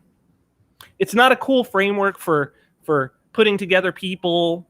No, dude, it's like there's an invisible God who's made a contract that you could follow. And if you follow the contract, you'll be sustained. Your life will be meaningful. It might end up with your death. Might. But it'll be meaningful. And in the end, your people will be sustained. There's no other way to sustain your people. So all I'm asking is figure out your principles and with whom those principles put you in a contract. Right? So if your principles are, okay, I need to make some money, like wealth. Okay, I need to make some money, get the wolf away from the door. I get it. Who's against entrepreneurship? I'm an entrepreneur. Right? But it's like, with whom is my contract? Same with power. It's like, okay, things need to be organized. We need to have a civil society. That's fine. We do need to have a civil society. People need to organize themselves. The way that you're doing it, with whom is your contract? if you're going to be in the GOP, who is that contract with? Right? And then if it's like influence, you're going to wake people up. Okay, wake them up to what? To what? Like, wake them up to you as a good person who they should listen to? Wake them up as you've got the right answers? Wake them up as they need to lift you up onto the biggest platforms, to the top of the temple, so that you can work wonders that people can see? Because I'm the guy. Who else? Honestly, like, of course, I need to be the guy on the top of the temple in Jerusalem, because who else could jump off and have the angels move him around in the same way that they did for St. Ron Paul? Like, of course it's got to be me. I'm the only guy that will work for. Haven't you seen me jump off of platforms before and have the angels carry me on their wings?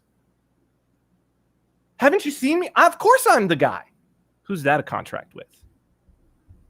Who said go on to the highest platform and jump off and show your miracles? Haven't you seen fire coming out of my mouth?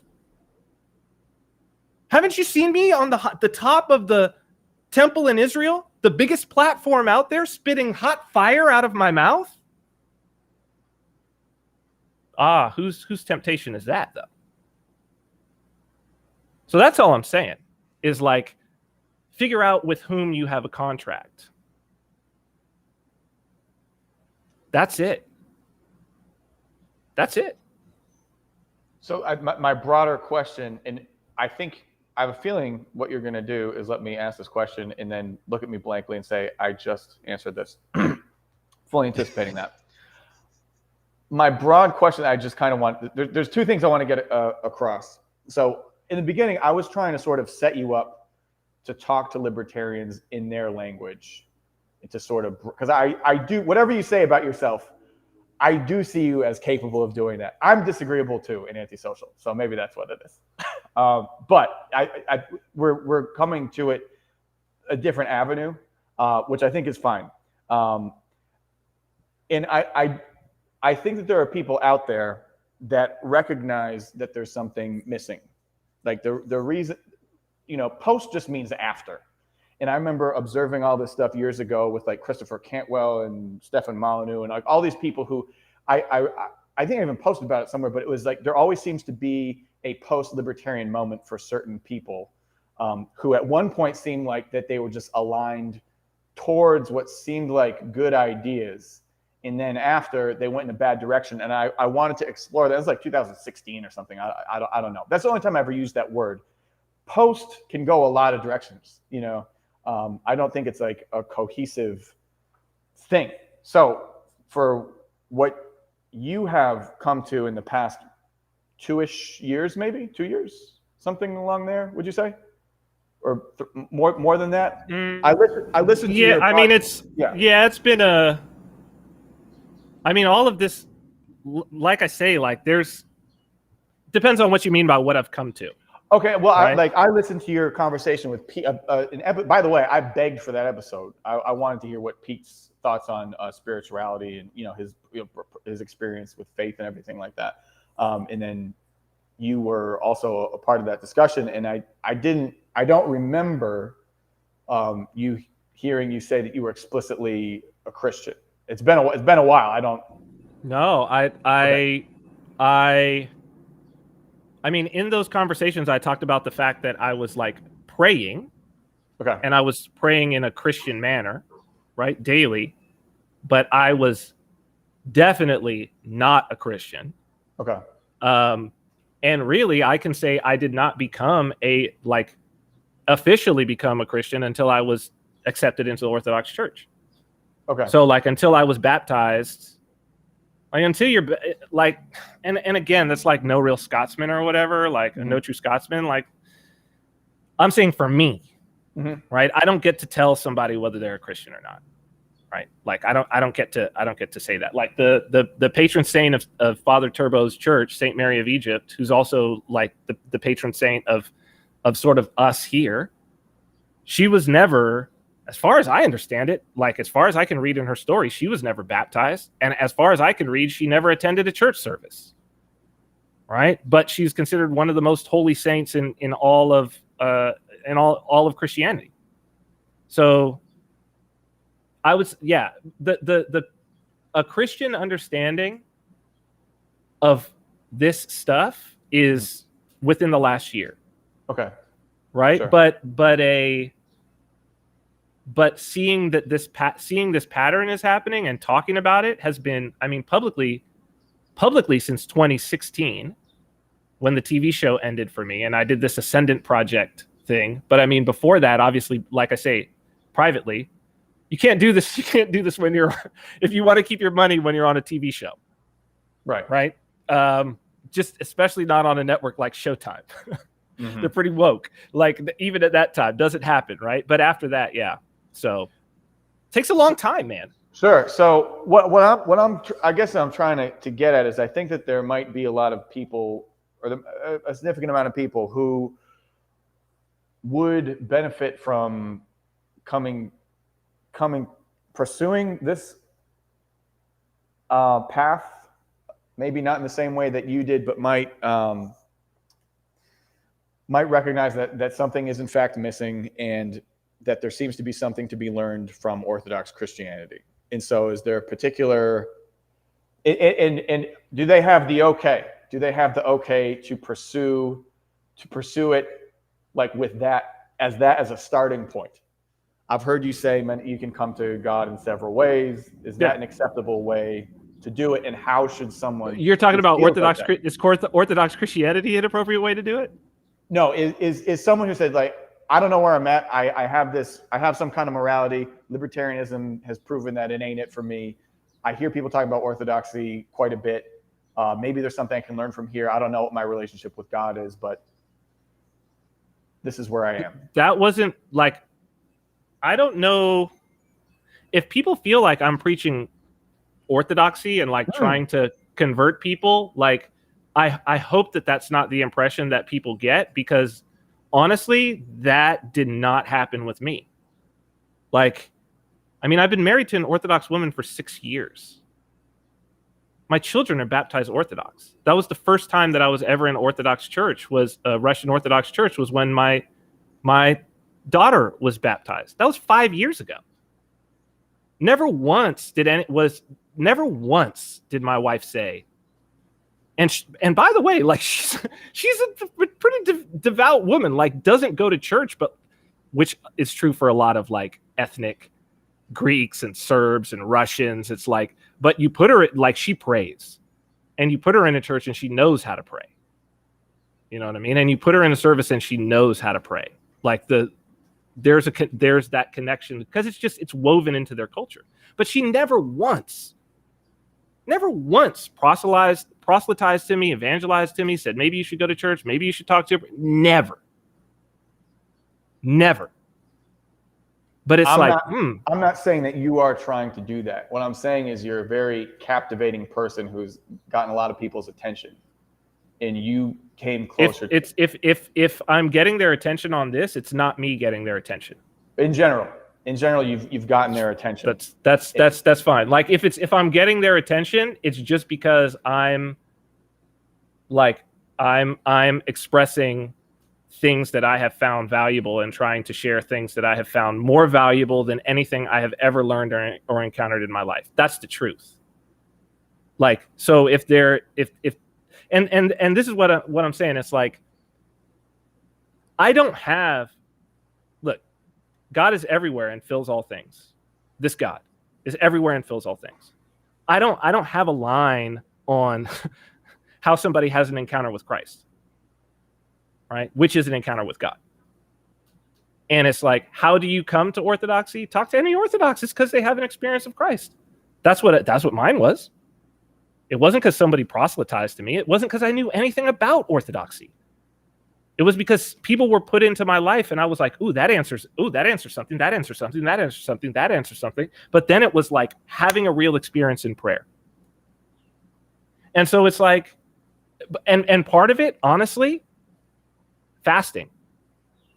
I can honestly say that this began with fasting for me. Like, for whatever reason, God led me to, and it wasn't even Orthodoxy, it was a Pentecostal. It was Derek Prince. That somehow I ran across a Derek Prince in like 2019, started running across these Derek Prince videos, these old 1970s Derek Prince videos. And that was the first time where I heard where he was like, Jesus' ministry was healing the sick and casting out demons. And I was like, what? What? And I realized, I'd never been taught that. And then I was like, let me just go and read a gospel or two, like as a story. And I was like, wait, everything he did was healing the sick and casting out demons. Like, people came for the healing and they stuck for the sermon, which is how Orthodoxy works, by the way. You come for the Eucharist. You sit through the homily to get to that, right? But it's very, very nice. You sit through the theology, because that's the liturgy of the word. You sit through the word, to get to the Eucharist. But it's not really sitting through, like it's very, very important. Like it's all related. It all ties in. But it was like, I had always thought that it's a physical experience of being healed, of being saved. And so then it was like, he said, fast. This Derek Prince. I can tell you exactly. Fast. And then here's what was interesting that happened. I had been thinking about fasting, right? By the way, this is what an experience of Christ is like. Okay? This is an experience of Christ. I was at Bitcoin.com. I had been made an executive in charge of the developer services department, so I was in these executive meetings all the time. And I'd been thinking about fasting for about a month, but I'd been kind of like scared. Like real fasting. You know what I mean? Like 3-day, 7-day water fast, like real fast. I'd never done this before. I'd been reading about it, thinking about it, kind of what we do, right? We intellectualize. We go, do you have another YouTube video on that? Is there something I could read on that? Do you have something on that? And it's anything we can do except do it. Source. Right? Sources. You got some sources?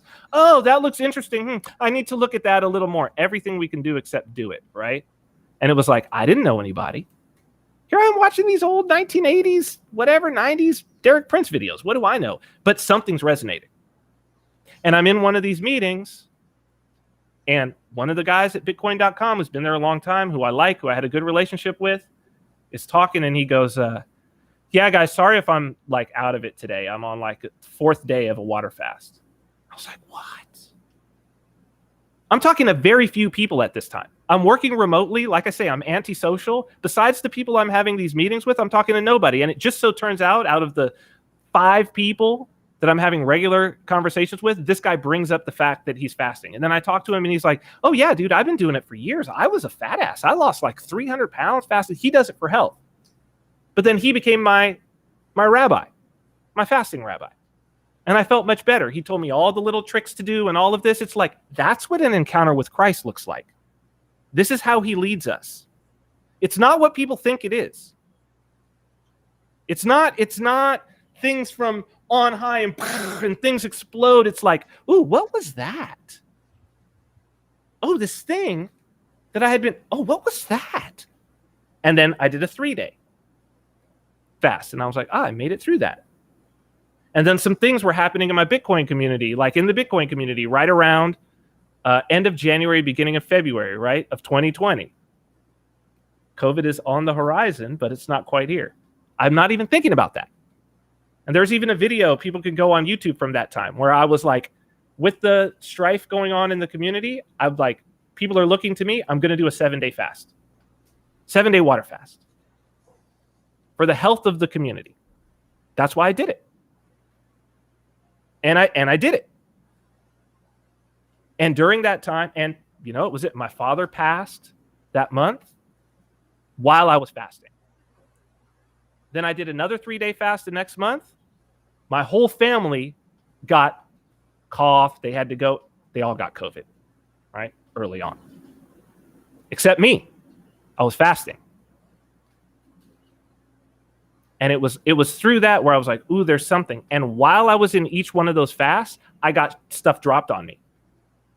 This crazy protocol that now is even like everything that I do, all of this was just dropped, like revelation dropped on me. So it was that. It was like, okay, basically what I know that I was doing was like, okay, show me then. Prove it to me. You really there? You really there?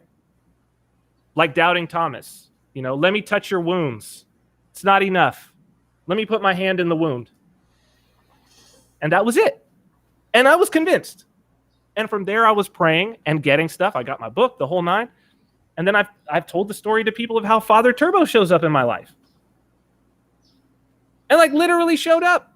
And then the other priest I was talking about, the Russian priest, Father Kirill, I've told the story how he literally showed up on Saipan, like materialized out of the ether into a seat that I had been sitting in 3 minutes before. I get up on July 4th from the beach, from a chair, walk to the ocean with my daughter, turn around, and there's a priest that looks like Terrence McKenna in a full black cassock with a silver pectoral cross, sitting in the chair that I had just left. And everybody there, and the great thing about it, witnesses. All the guys who were here are all sitting there. My wife is crying. He's sitting right next to my wife. My wife is crying. All those guys, their mouths are wide open. I walk back. Are you a priest? Yeah. Orthodox? Yeah.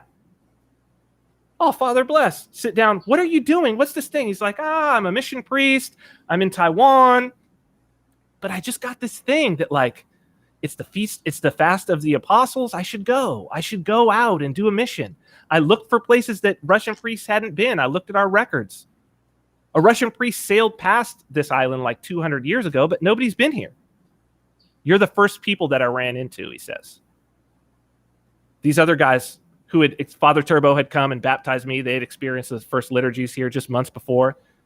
They're like, and I'm like, this is crazy. We tell him the whole sort of situation, and he just smiles and he says, oh, that's how you know you're dealing with the true Church of Christ. Because when you're dealing with Christ, the rules of like reason and logic, they don't matter when it's him. And 2 of those guys became catechumens before he left. No proselytizing from me. So you ask, like, how do you have the encounter? All you got to do is be open. They showed up to the liturgies when Father Turbo was here. They participated in the baptism thing.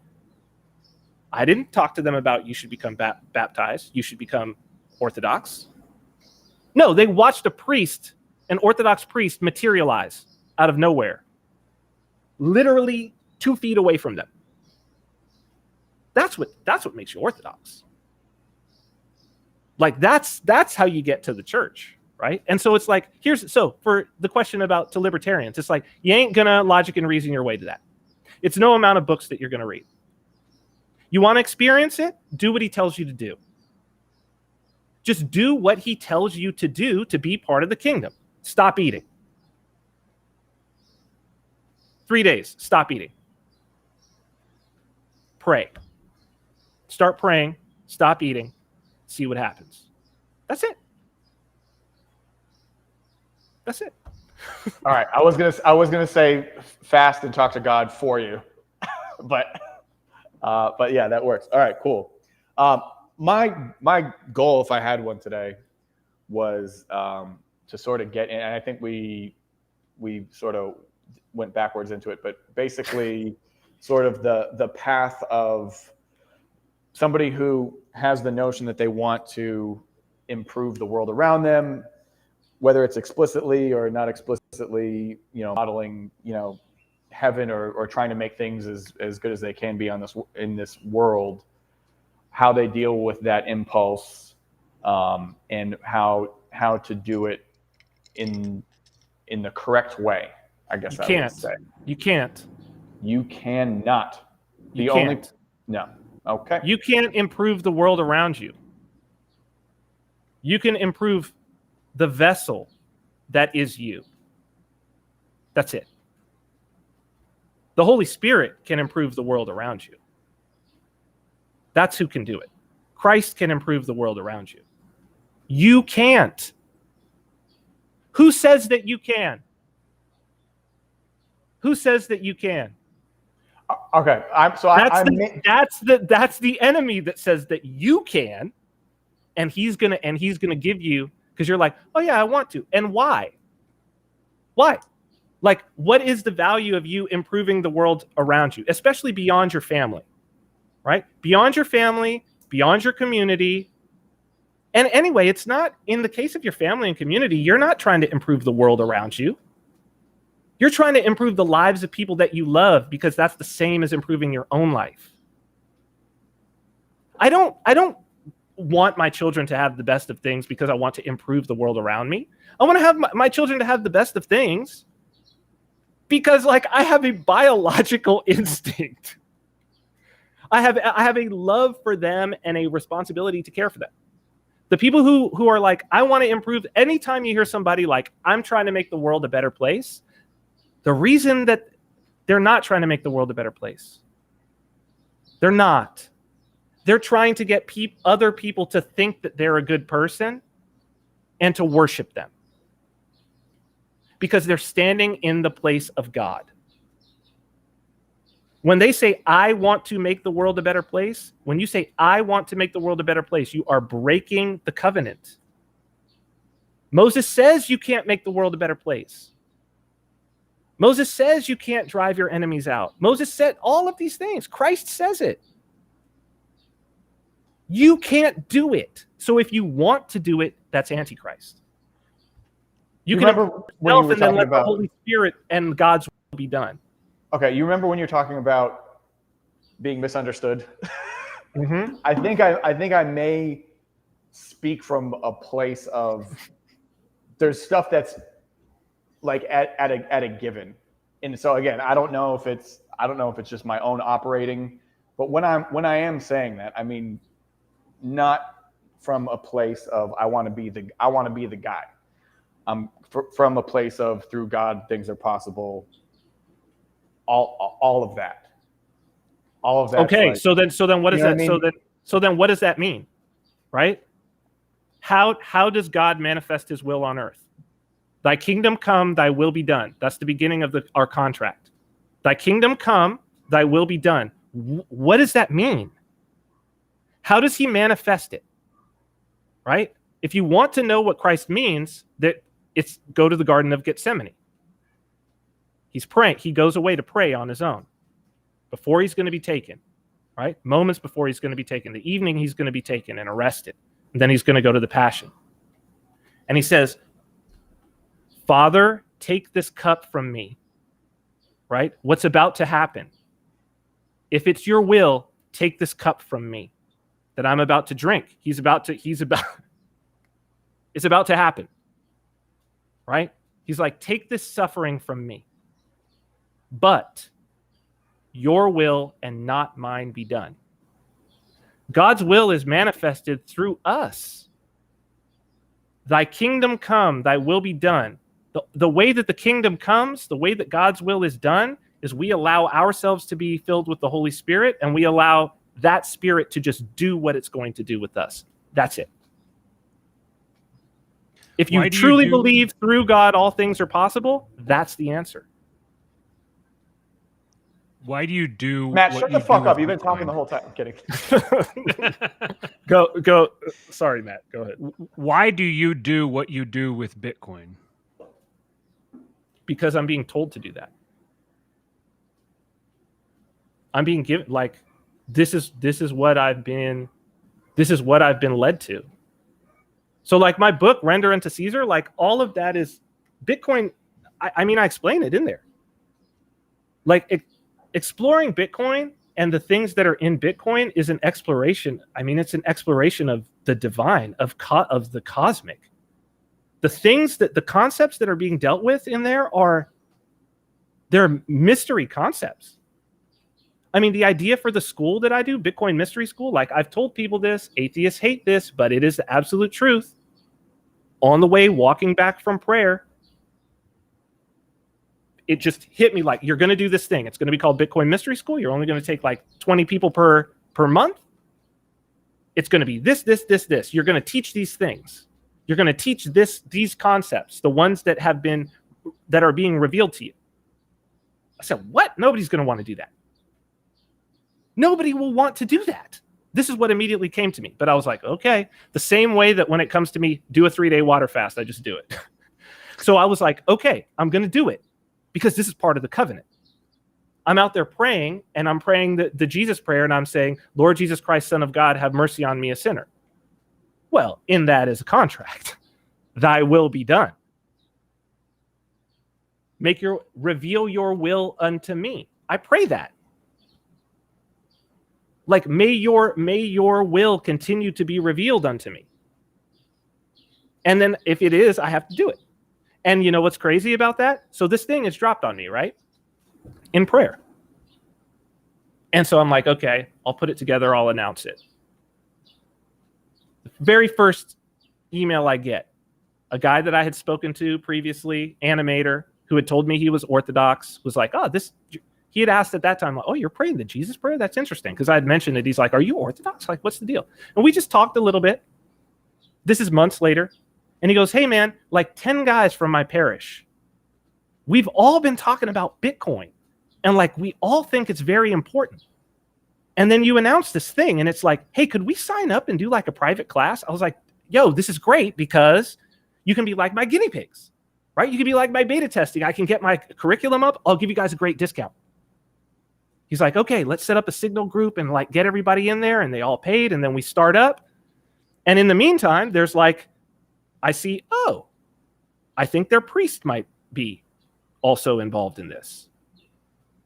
It's like, what a cool name. I told him, you've got the coolest name. Father, what should I put? Just Turbo? Father? He's like, just put Father Turbo. I was like, Turbo Koalas has got to be the coolest name of all times. Like, this is a great name. And he's like, I'll tell you sometime maybe about it. And like, I'm like, okay, interesting. I knew Serbian Orthodox. This guy had asked me one time, he's like, hey man, if you ever want to talk to a priest, you could talk to my priest. He's great. Like our priest in our parish. And I was like, I think I'm good. The months ago when I had first talked to this animator, right? I think I'm good. Again, this is what it looks like to have to have Christ doing something. So I get told Bitcoin Mystery School in prayer. Very first thing, parish of people, like 10 guys, right? Oh, some men in our parish. And in there is this priest. And then I'm like, oh, that's very interesting. Serbian Orthodox priest. I'm like, I wonder what this guy's like. And he had told me some things about him. He's like, yeah, he's pretty cool. He used to be a tattoo artist. He was a skinhead. So I was like, oh, skinhead. I don't know about that. Right? In punk bands, punk skinhead, interesting guy. I was like, oh, okay. So I was like, I can't wait to see this like skinhead former tattoo artist, Serbian priest. And his camera turns on in the Zoom, and here's this black dude tattooed from, and I'm like, my whole mind. Again, this is, remember how you know when you're dealing with the true Church of Christ. All the laws of logic and reason are thrown out. Right? That's what he's saying. Like, wait, punk skinhead, black guy. Right? And then I'm like, so now I'm interested. This is how he does it. This is the grand chessboard. Now I'm interested. And that night after the first class, I say, this guy's got to be on YouTube. He's too interesting. And I start finding some of his old videos, and they're just resonating, all the things about prayer. And in the first video I watched, you know what he said? It's interesting because he said this, Stephen. It's him in South Carolina. And somebody asked, well, how can we improve? It's about like race relations. He's like, how can we improve race relations, between us here at the church and like the people local here in South Carolina? And how can we have that? And you know what his answer is? You can't. You can't. Christ can't. You can't. That was the first video I watched of his, coincidentally, to this conversation, right? About what you can and cannot do to improve the world. And so after that, I said to him, Father, I've been praying. After we were done with our class, I said, I've been praying would you be interested in maybe us talking and you could help me to improve my prayer life? And that was it. That's how it happens. Like, what is that? Somebody's like, oh, it's just a coincidence. It's just, is it though? Like, I don't know. Bitcoin is all about probability. I work in the world of probability, my friend. Is it? Is it coincidence? Like, or is something happening? Can I offer something, an interpretation? Please. All right. So I try to bridge this stuff. One thing that you said from back earlier in the conversation, I'm fried, and I gotta leave. But something I heard might have been Rich Dad Poor Dad. It was talking about how everyone asks what they have to do to get what they want, basically. But the question really is, what do you have to be in order to do what you have to do to get what you want? That's and it. So that reminds me of kind of putting yourself in tune. And this is an assertion, but so I'm coming from the place of, I was a bit intimate. I don't know. I feel like I have some relationship with God that is yet to be really defined great, but I've always kind of felt it. And even when I have felt far away from God, it's still there in a way I can't describe. And I just wonder if people are able. So like you're talking about like something like fasting, or you're talking about Jason's background, in the military, which you're getting yourself in like in a particular mind frame, and you're just you're changing yourself. You're becoming something.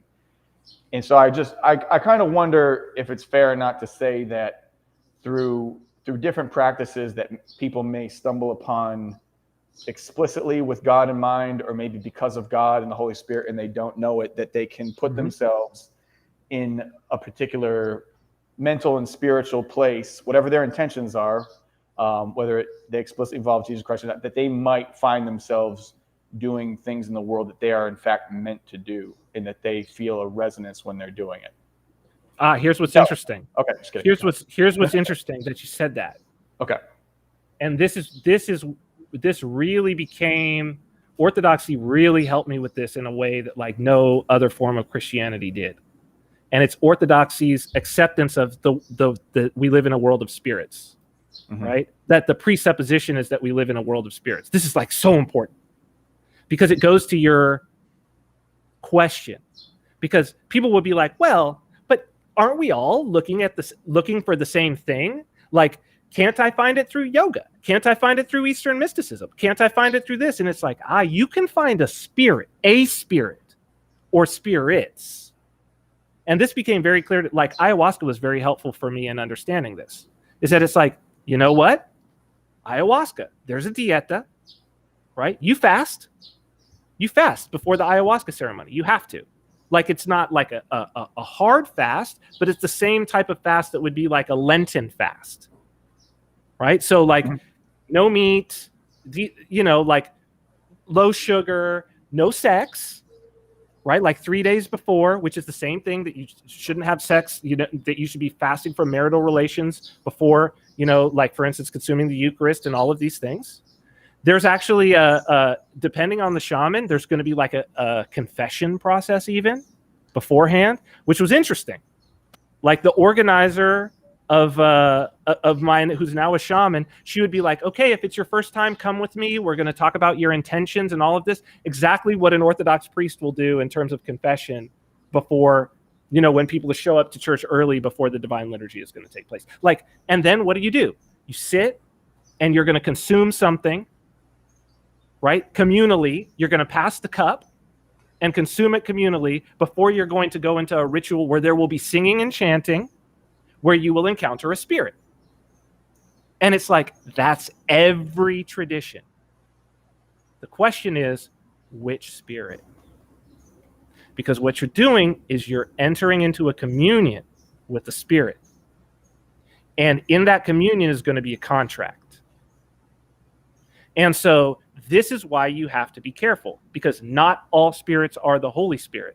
And in fact, if you are not specifically aimed at the Holy Spirit and you're just willy-nilly with it, the chances are you're going to encounter another spirit. That's how you become possessed.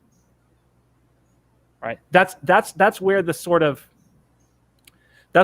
weirdness about like, oh, don't play with Ouija boards and all of this stuff is like, because if you do it, even if you don't do it in earnest, you don't know, right? You don't know the state that you are in. And if you just happen to have that tuner tuned in, something's going to lock in. Something's going to start talking to you. It will definitely tell you that it is a Holy Spirit. It will definitely tell you that. And the tradition says that straight up, right? Like an angel of light will appear and it's a demon. This happened to Saint Nicetas of Novgorod. People can go and read his life story. That's exactly what happened to him. And he was a monk, an Orthodox monk. And a demon showed up and started to give him stuff. And he had to be exorcised, right? So it's like it could happen to an Orthodox monk. It's about, you have to be specifically aimed. That's what the tradition is doing. It's giving you a specific aim. So it's like, can you find the Holy Spirit without Orthodox praxis? Maybe. Would I leave myself open without the protection of the church? Actually, that's why at a certain point I came to Father Turbo and said I had to be in the church. Because I was praying and and I have a strong spiritual background. I was getting burned. Like, he had told me, well, this is a holy God, man. This God is way too holy. You got to have a means of it's like, you're gonna handle fire without the gloves on? Like, without the protocol, you're gonna walk into a nuclear reactor? Of course you won't. Can you walk in and deal with the nuclear reactor safely? Yes, if you follow the protocol. If you follow the protocol, you can deal with things of great power. I didn't have a protocol. I literally found myself here in the emergency room because I thought I was having a heart attack. Because I was taking this practice on myself and approaching things that I shouldn't have been approaching. And it was in that like, and it was truly scary. And you know what? They were like, there's nothing here. There's nothing wrong with you. They did every test.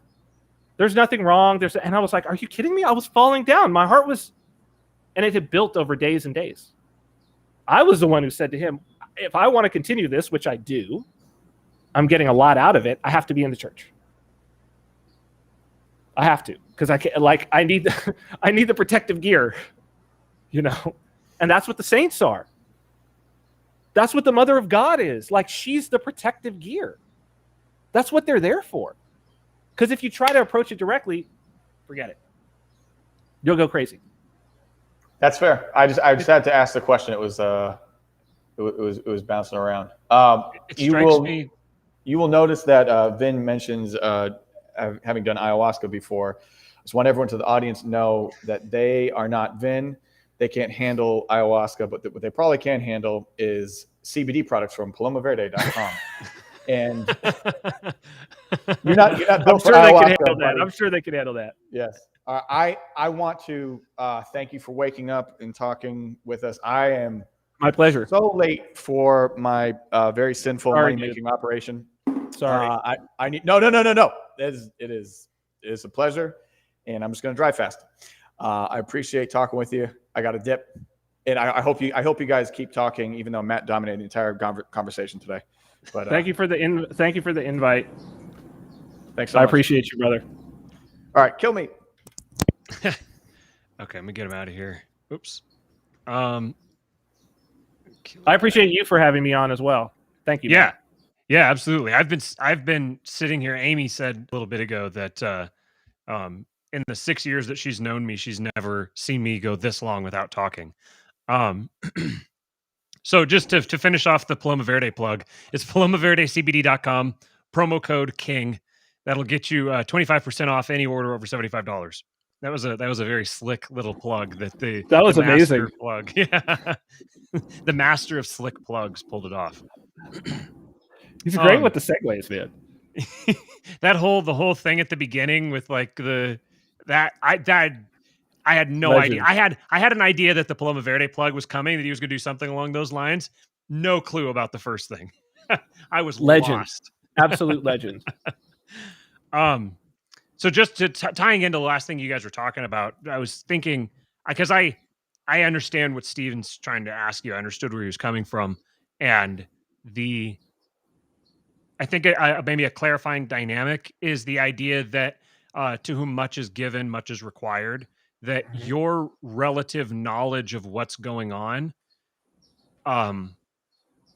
is directly correlated to the responsibility that you bear to follow the truth.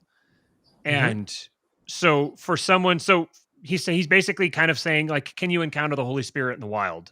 And like, is that possible? Right, of course. But once you become aware of the fact that the Holy Spirit is in the wild and you've encountered him, then you now have a greater sphere where you have now become responsible for. You've now become you're going to be held accountable for your behavior with respect to this new knowledge that you've been given, which is the baseline temptation from the beginning of time, giving you unearned knowledge without making you aware of the fact that you're now responsible for this new knowledge that you've been given. And when you aren't aware of that new knowledge now becomes a curse. It now becomes 100% to you. 100%. Curiosity killed the cat. Right? So I also understood the question that he was asking. You know, I also understood. And it's interesting because it what it's reminding me of, and so I'll just say it, even though like I've been trying to be remiss about keeping certain things of but again, this is just ego. People can take this.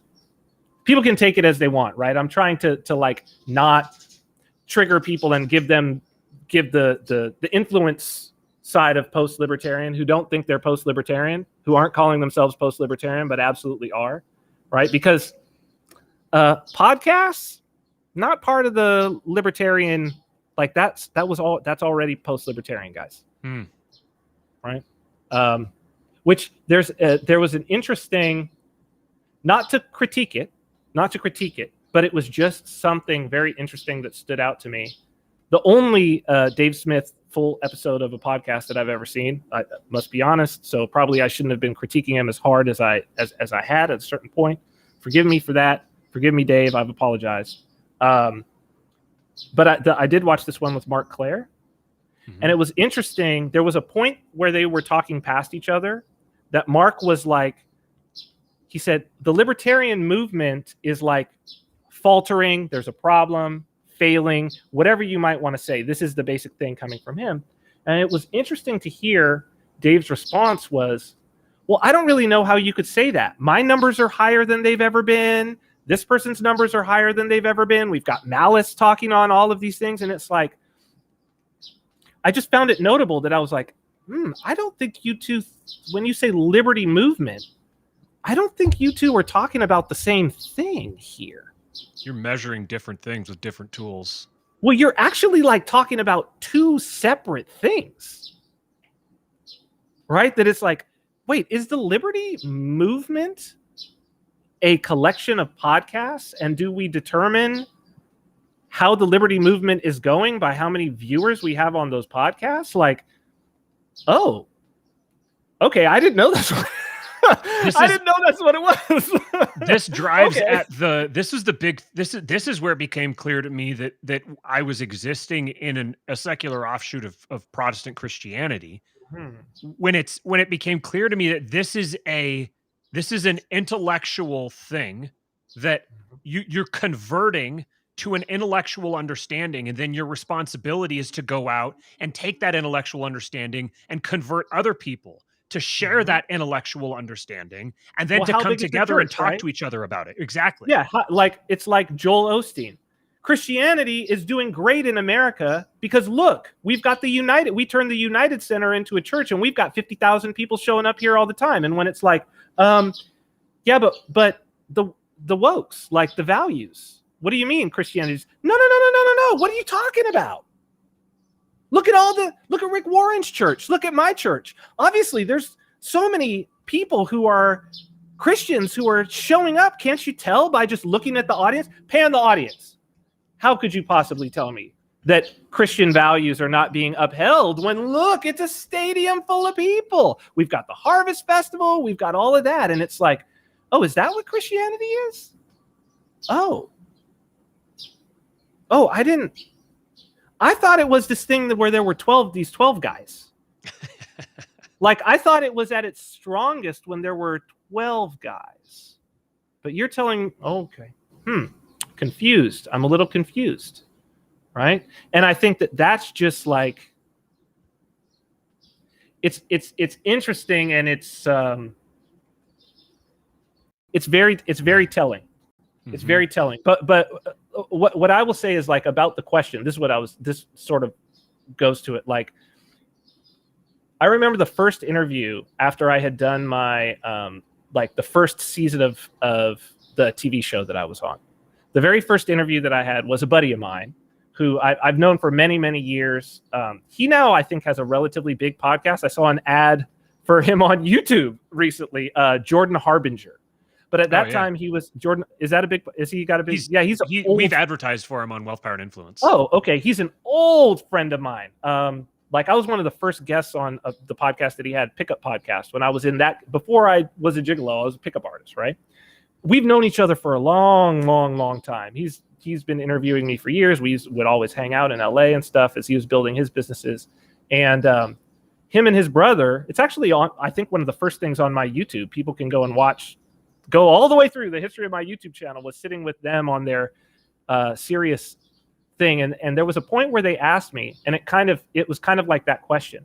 There was a point where they asked me, they were like, well, we have so many guys who are listening. Like, what piece of advice would you give to them about, like, being able to do what you're doing? I'm sure there's some of them that might want to get into, like, being a straight male escort. It sounds fantastic. It sounds amazing, whatever. And I said, get in the gym and get extraordinarily fit. Like, get your diet right, get your gym right, get fit so that you're the fittest person in the room. And they were like, their response, it's interesting. You could go and watch it, right? Their response is, well, yeah. Well, but we know that. But I mean, like, we already have guys who are, like, super fit or whatever, but it's like, no, like, beyond that. And I said, start there. That was my response. Because all the guys that I worked with, the one thing, like, they had all kinds of different backgrounds, intelligence levels of being articulate, style, whatever. The one thing that was with all of them is, like, if we weren't in the same room with one another, the most fit person you're going to encounter. But we'd hang out with professional athletes, and we were more fit than them. Like, many of the guys that I knew could enter bodybuilder competitions with very little training. Like, oh, okay, I'll just fast for, like, I don't know, like three weeks or something like that. Like, get my diet right, super clean for 3 weeks, and enter into a bodybuilder competition. Because it's like, maybe that's all you need. For most people, it's like, honestly, if you're in the top 0.01% of fitness, and you're like, how am I going to get girls? Do I need to have all this pickup artist stuff? It's like, nah, you just kind of, you got the best body. You could be a complete dummy. You could say nothing. And as a matter of fact, they might want you to say nothing. Mm-hmm. Maybe you should probably learn to just have the great body and shut up, right? Like, that's going to be what you need. And so this sort of reminds me of that, to where it's like, oh, well, how do I get the answers on what? And it's like, stop eating, start praying. Yeah. But no. That's not what I'm saying.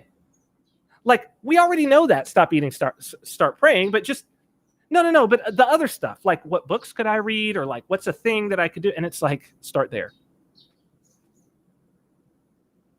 I can only tell you like what you're asking me to tell you, something other than what worked for me.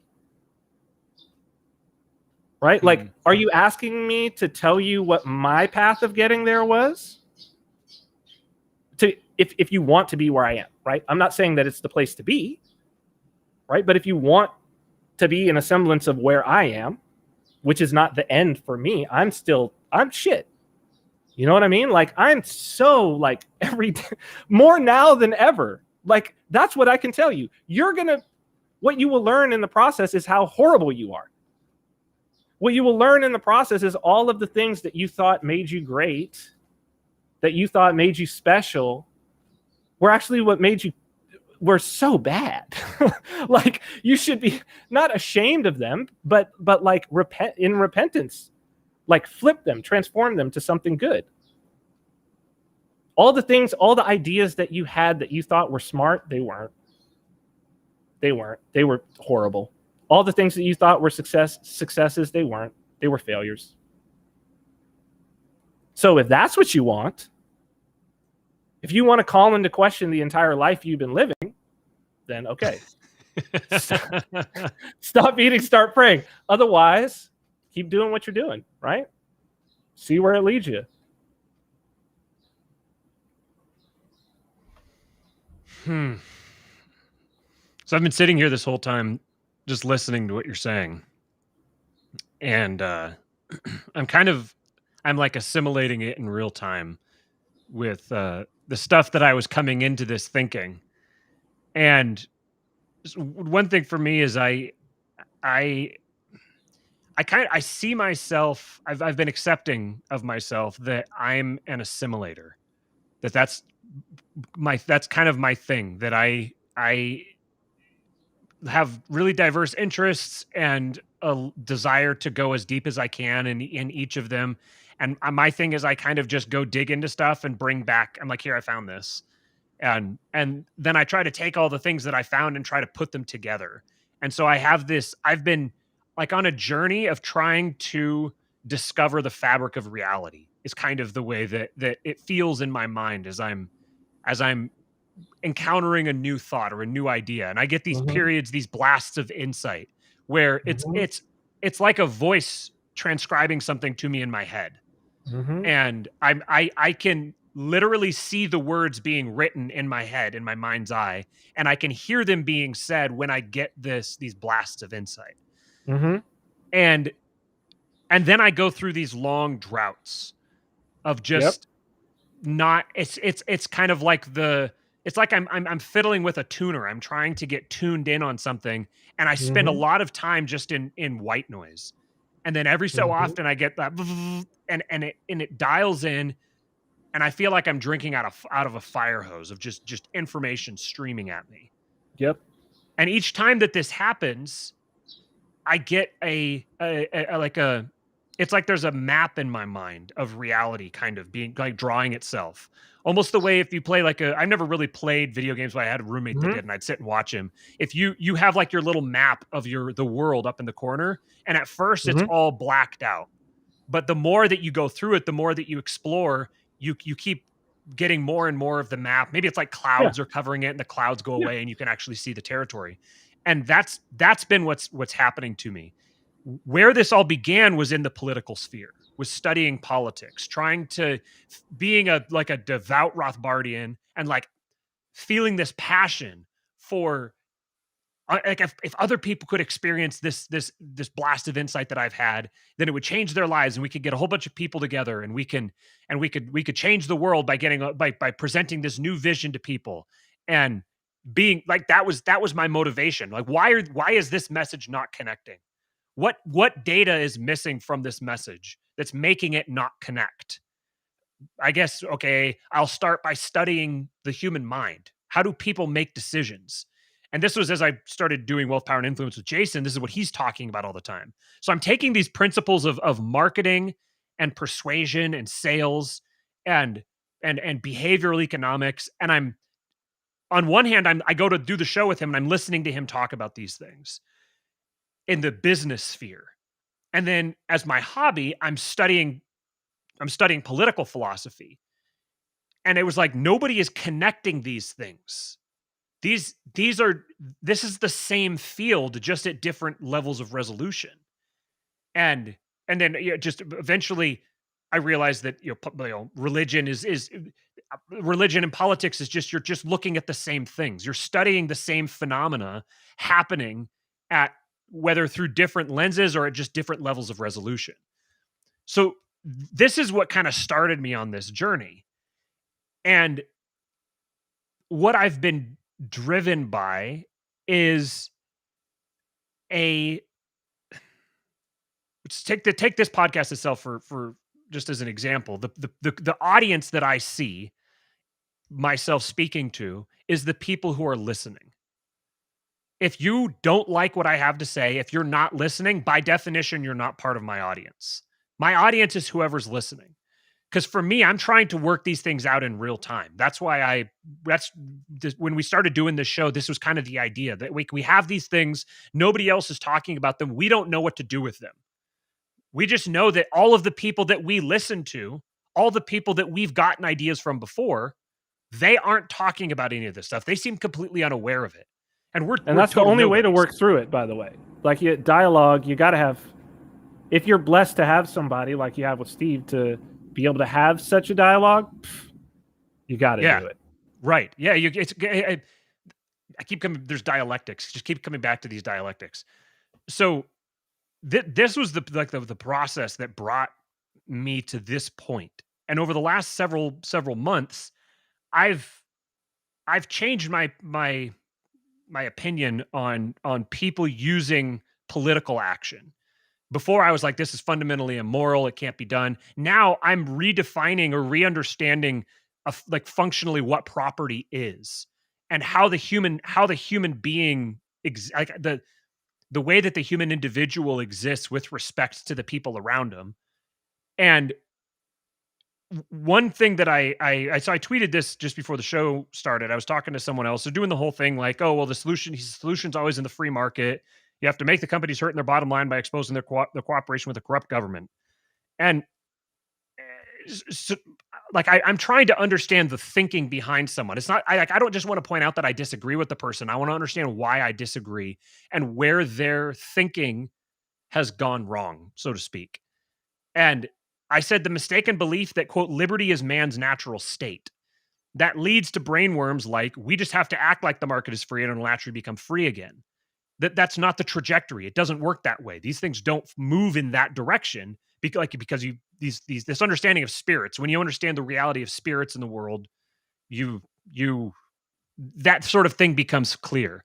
And I said mankind's natural state is subordination to a tribe. And I said to a tribe. I should have said within a tribe.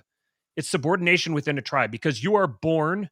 You've probably heard me say this before, that you're born into a network of obligations. You are born obligated to your mother, your father, your brother, your sister, your grandparents. You are born into a existing relationship with them. And that relationship brings with it obligations. You are obligated to embody that role. If you don't embody that role, you are out of alignment with reality. You are missing the mark. Well, there's something bigger though, because it's like, it's not that man's natural state is actually in a tribe. Like, the tribe comes later.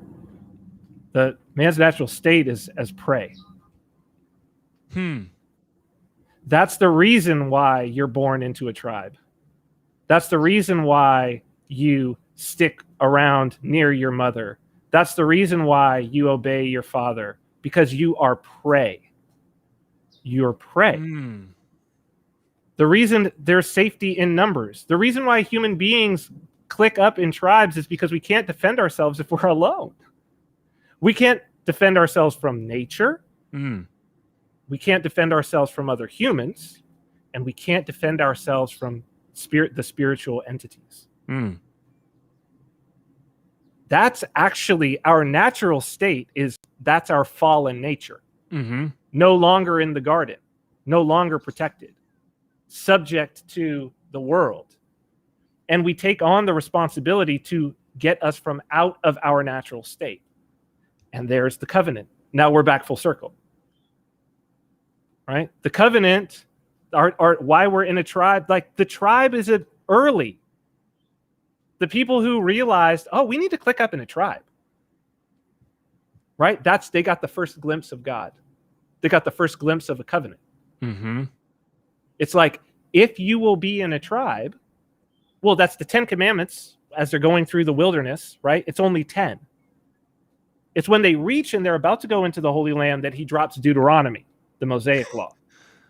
Like, oh no, here's you're going to go live. You're not just going to be wandering through the wilderness. Those 10 were cool for the wilderness. Then he drops the Mosaic law. And it's like, it's not a different law. It's not different. Right? It's like an expansion and a distillation. Like, you need this at this time and place, the same way with Christ. So it's like, you're born into a tribe. You're born into a web of responsibility. Well, you're born into a covenant. With who? Well, it's a covenant with nature, isn't it? Right? Mm-hmm. Because if you do this, you can not only survive nature, but you can conquer nature. Right? You can become more than just your biology. You can travel across the waters. You can fly through the air. Right? You can survive all of the things that predators and people and the spirits. And so it's like the one that continues to work, the contract that continues to work, the best contract is with the highest spirit, the one that can control all the rest. But that what you're saying is like, when you identify that, like, well, why did we end up in a tribe? That's a recognition of the contract with God, the same God. Now, what makes you different than another tribe? It's the same God. Occasionally, you'll get into a contract. If you follow the rules, he'll give it to you. But the advanced societies have figured out the real full contract and know, oh, if I do this, this happens. If I do this, this happens. That's all it is. That's all it is. Like, it's fractal. It's all the way down. Mm-hmm. Yeah. Somebody said individuals are prey without family. But with family. I mean, this is what's so interesting. That isn't this really the woke's critique? The woke's critique is we have become so good at organizing ourselves, right? This is their critique of what they're saying with the patriarchy, right? We have become so good at organizing ourselves that we have actually become the ultra predator. We have become so good at organizing ourselves that the tables have turned and we are destroying the earth. We are preying upon the earth, right? That's the Gaia cult of the Church of Woke. And that's their critique, right? Your organizational system is too good. It's too good. Your contract is actually, you've got the better of God, is what they're saying. Right? You've hacked it too hard. It's not fair. We're actually on the side of that thing that we made a contract with. We weren't supposed to go this far.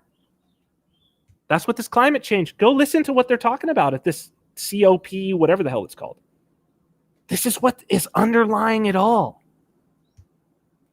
We've done wrong by our counterparty.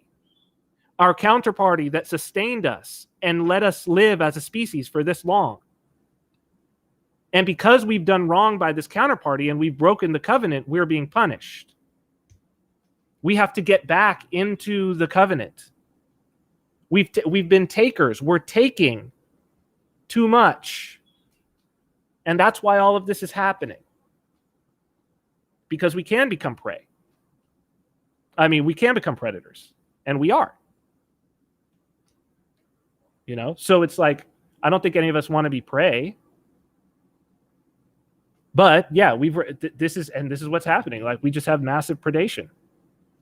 We're preying on each other. The elites are preying. The whole thing is predation, enslavement. Right? Because what do? You raid another tribe. You don't just kill them. What do? You enslave them. And how do you get freedom? Well, that's again in Deuteronomy. Like he's like, you were in bondage, and never forget you were in bondage in Egypt. Never forget who brought you out of Egypt. And he doesn't say me, Moses. He says God. Never forget. That's why we have this covenant, because if you break the covenant, you're going back into bondage. You're going to be prey again. It's like, it's so like, they knew. The ancients knew. Of course they knew. The society, I mean, Egypt was around for 6,000 years before Moses took the Hebrews out. 6,000 years. They had a continuous priest class. You don't last for 6,000 years if you haven't figured out reality. If your mental model of it doesn't fit with lived reality. Come on, 6,000 years. So are you saying 6,000 years? Egypt had a... Hold on, I was processing what you said before that, and then started listening to what you were saying after that. So, Egypt for 6,000 years. Are you saying that they had a connect? That this is pre-Christian. This is pre. Or are you talking about? Are you talking about Egypt had that connection? Or are you talking about Israel had that connection? In order to survive and thrive, you only do so if you are participating in a covenant with God. What does that mean? Let me say it in materialist terms, okay? You cannot fly an airplane if the structure of the airplane does not comport with the laws of aerodynamics. The laws of aerodynamics can be viewed as a contract. If the structure is of this volume and this weight, and if the wings are shaped in a particular way, then when it goes forward, it will generate lift and you will be able to take off.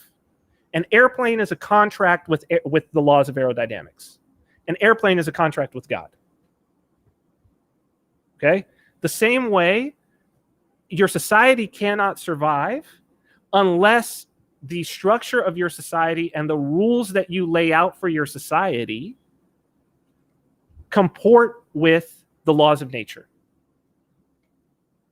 And a society that is comporting with the laws of nature is a contract with God. Now, if your society lasts for a very, very, very long time, you at least we can know, just like an airplane flying, that it's comporting. Now, you can go further though, because like the Wright Flyer flew. Okay, so it is following some degree of contract, but compared to how explicitly a 747 understands the contract with aerodynamics, the Wright Flyer is nothing compared to that. But the Wright Flyer could stay flying for thousands and thousands of years. I mean, it works, right? And so it's like the same thing can be said for Judaism, right? But it's got a scope. You know, like Egypt, the culture of Egypt and the contract that they had was very specific to that region, because the Nile, their entire contract, their entire religion, their entire contract with God, even their calendar is about the flooding of the Nile. The first day of their year is when the star Sirius rises, heliacal rising of the star Sirius. Why? Because 2 weeks from that time, because right as it's rising, it's raining in the highlands of Ethiopia. It's the rainy season. 2 weeks from that, the Nile will flood. And their entire society is based upon the flooding of the Nile, which deposits all kinds of silt and minerals. And then when it goes away, they can farm it, and it's how their society survived. So it's like, it's small. Just like Judaism, right? It's about the temple. It's about Israel,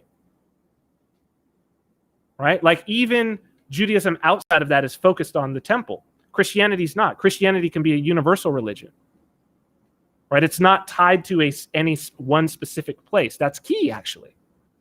It's the 747.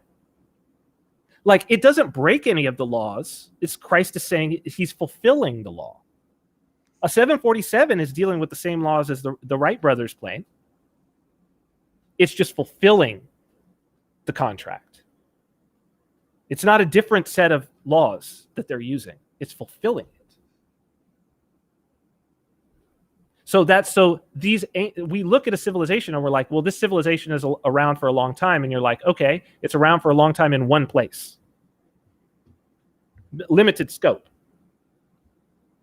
Right? But then you're like, oh, here's the civilization that like spreads itself. Western civilization. And it's like, oh, it's got that. Ooh, it knows the covenant. Way better because it works everywhere. So it's a much better, something that works everywhere is a much better is a much better match for lived reality than something that only works in a particular situation. You get what I'm saying? Mm-hmm. A tool, in terms of a tool. And what that tool speaks to about the tool maker's understanding of the world.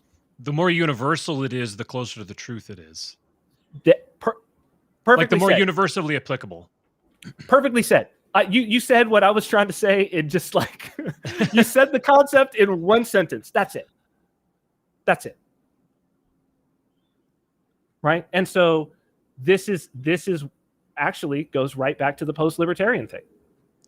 This is exactly what people are saying, is that it's like, oh, here's a situation where this libertarianism clearly doesn't work. This framework that you have is not going to answer this. Right? You're talking about the Libertarian Party? Have you paid attention? It doesn't matter what lawmakers you elect, because it's all happened on executive orders or not even laws. Just like there's no law from OSHA yet. There's no guidance from OSHA saying that people have to be, in companies over 100 people, have to have the woke poke. There's nothing written down. There was a press release from the White House, but yet it's happening. So go ahead. This seems so we're like in a transition point. It's very clear. Like everybody can feel it in the air that something is coming, that we're on the precipice of something, that something has changed.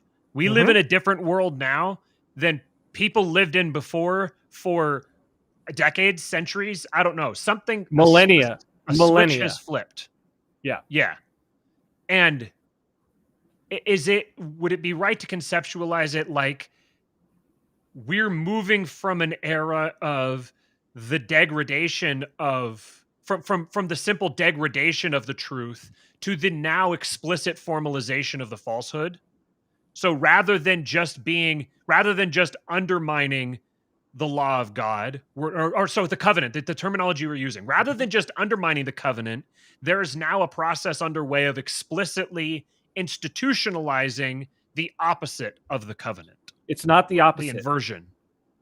Satan is not the opposite of God. Just like Apple is not the opposite of Google.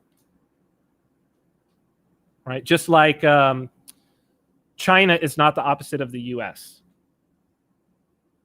Right? They may be in opposition to each other.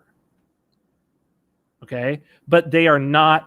It's not the correct way to say it. Now, the Antichrist inverts Christ, but there's a reason why he's inverting Christ.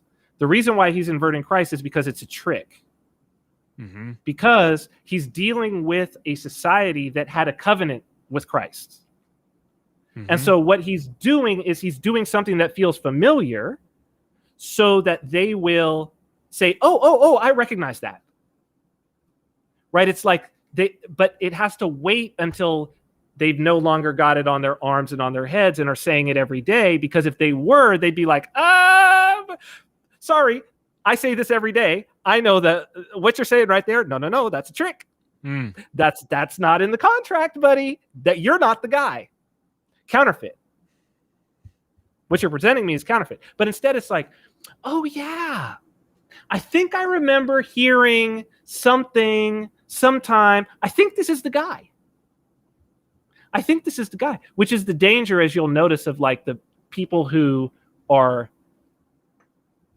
not Christians, and I know that because you've even commented on this, where they'll be like, well, Christ says that you should just always be kind to everybody and do that. And it's like, can you show me?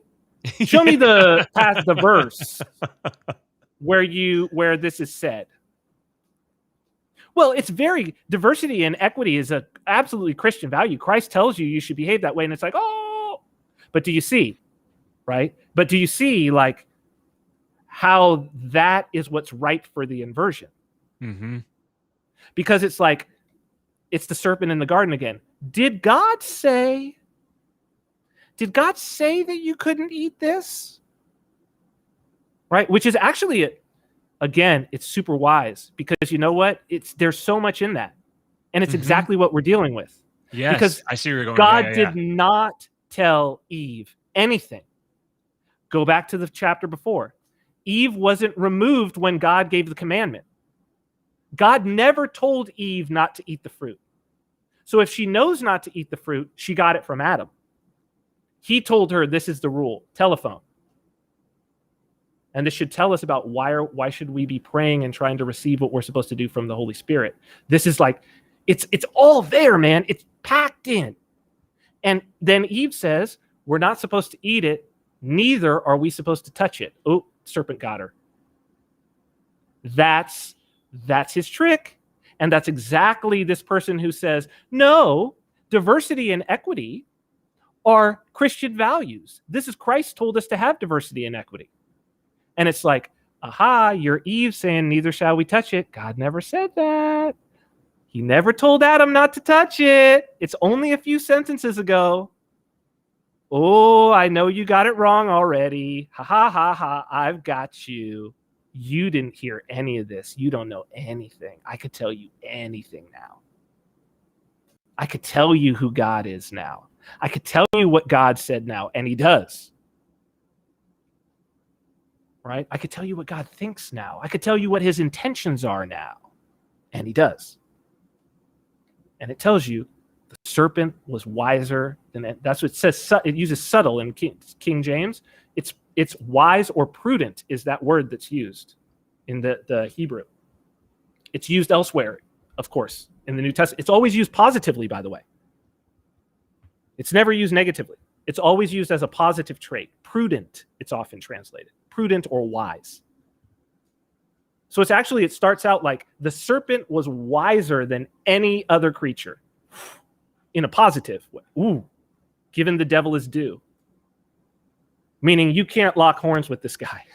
Don't try to go in a battle of wits because he'll get you, just like he got the woman. It's not that she's dumb. That's what it's telling you. She's not a dummy. She's not a dummy. She's not wicked. She's not any of these things. He's just way wiser. He's way smarter than she is. That's the reason for the inversion. So what we're in is the kingdom of Antichrist. What's being presented to these people is Antichrist, something in the place of Christ. Mm-hmm. And what's crazy is like all of these secular, liberty-minded people and whatever are saying this, but they mean it as a metaphor. That's the problem. Yes. They're saying it, but they mean it as a metaphor when they say it. It's literal. It's not a metaphor. How do you know it's not a metaphor? How do you know it's not a metaphor? You know it's not a metaphor because how did St. John on an island in Patmos 2,000 years ago have a vision that matches up with this? Like, what do you want? What do you want? Can you find something written by somebody 2,000 years ago that one people have found so valuable that they've copied it how many times? That they've dedicated their whole lives. At times when you had to write it out, man. That they've dedicated their whole lives to copying it over and over and over so it would be around, one. And two, where you can go like that, yep, it's that. And not only now, but people have been doing that forever. Show me something. Show me. You can't, because it doesn't come from a human being. And it doesn't come from just some spirit like ayahuasca or iboga or one of these that'll give you something about 2 weeks from now. It's like eternal. Eternal. It's not a metaphor. It's not a metaphor. It's really happening. And if you want to survive, stop acting like it's a metaphor. That's the only answer. If you want to survive and thrive, like take it seriously. Like this is really what's happening. It's really what's happening. It's real. It's all real. And like when Jordan Peterson is like, well, whether it's real or not, I have to act like it's real. Like that's not true. He's not behaving that way. That's him intellectualizing what he knows to be true. Because there's no difference between genuinely acting like something is real and saying it's real. It blows my mind that doesn't impact him more, or at least apparently it doesn't impact him more than it does. Because when that realization, like the power of LARPing, the impact of the placebo effect, the placebo effect should rearrange your world. That is mind-blowing that the placebo effect works. That means 70% of the time healing starts in the mind. Up to 70% of the time. This is known by the pharmaceutical industry. They have to control for it. 70% of the time, the sugar pill heals as well as the pharmaceutical, and this is not disputed. They have to control for this because it happens so often. It happens every single time. So when it hit me that acting as if it is true, this is where I've used the language like it's like an owner's manual for reality. If you just if you don't believe that it's true, then it's like just suspend disbelief, act like it's true, and you'll wind up in the same place. It's taking you to the same place. So what that means then is that whether it's true or whether it's not true, it's still true. Exactly. Exactly. I don't know what the word is for that. I've said meta-true. Meta-true. It's meta-true. That right there was the I think Jay Dyer does a lot of debates and he uses the transcendental argument for God. And I don't know it well enough to understand if it feels like I backdoored my way to it when that thought occurred to me. That's like that right there is what people were trying to accomplish with Pascal's wager. Pascal's wager was trying to like use logical deduction to prove God's existence. But to this is like, whether you believe it or not, if you act like you believe it, it will be as if it is true, and you will begin to believe it. Your behavior creates your beliefs. Well, it's not. I think that so. There's two things here, right? Two important. Well, there's one important word, and that is belief. And I think that it is like, people are like, and even Mark Clare has even brought this up where he's like, I asked Cyprian if he believes all the things in the Bible, and it's like that's the wrong word. Like, if you believe that these things all historically happen, like belief, that's the wrong word. That's like asking me, do I believe that my children exist? Like, belief is the wrong word for that. They're right there. I watched them be born. Do I believe that they exist? What does that mean? What does that mean? Do I believe that I'm having a conversation with Matt right now? You know what? Maybe I'm not. Maybe you're a complete deepfake. Maybe the CIA has set you up. Maybe they've done all these things. But it's not like I don't walk through my life about what I believe. So when I encounter somebody who's like, and yes, we say these things, believe in the Nicene Creed, right? But that's a little different. Like, what belief is actually all about when we're talking about belief is we're identifying a particular description of reality. Yes. We're identifying a particular description of something that we acknowledge is beyond description. So we're doing the best we can with the limited tools we have to describe something, knowing that it's inadequate. Okay. The problem that we have, and this is where like the scientism comes in, this is where all of the things are happening, is that people confuse their chosen description with the truth. And that when you provide, so like Orthodox priests, they never say they always say it's not either or, it's both and. Yes. Right. And people are frustrated by this, that they always say this. Why? It's because like, well, yeah, it's that description too. Like your materialist description that you have, it is that. Like Yarvin's description, the cathedral, the controlling the institutions of cultural transmission, it is that. Like, yes, you can describe it that way. But the question is like, which description can you act upon? Right? There's descriptions where you can be like, yeah, that's a good description. That describes it well. Wow, cool. But what ends up happening, which is the Yarvin problem. The Yarvin problem is that it's like someone makes a great description. And you're like, oh, that's a great description, man. Ooh, that's kicking off it's making all kind of connections for me. Oh, my world is expanded and I have a better description of reality. And our makeup, our natural makeup, for very good reasons, is we know that a better description of reality equals better chance of survival. This is just biological. And we're pattern making machines. So where we have a blind spot, it's a natural blind spot. To our ancestors, there weren't lots of abstract, fun things that we could play with and intellectualize. Right? So this desire for a broader mental map evolved in a time when there weren't, what would you call traps? Traps.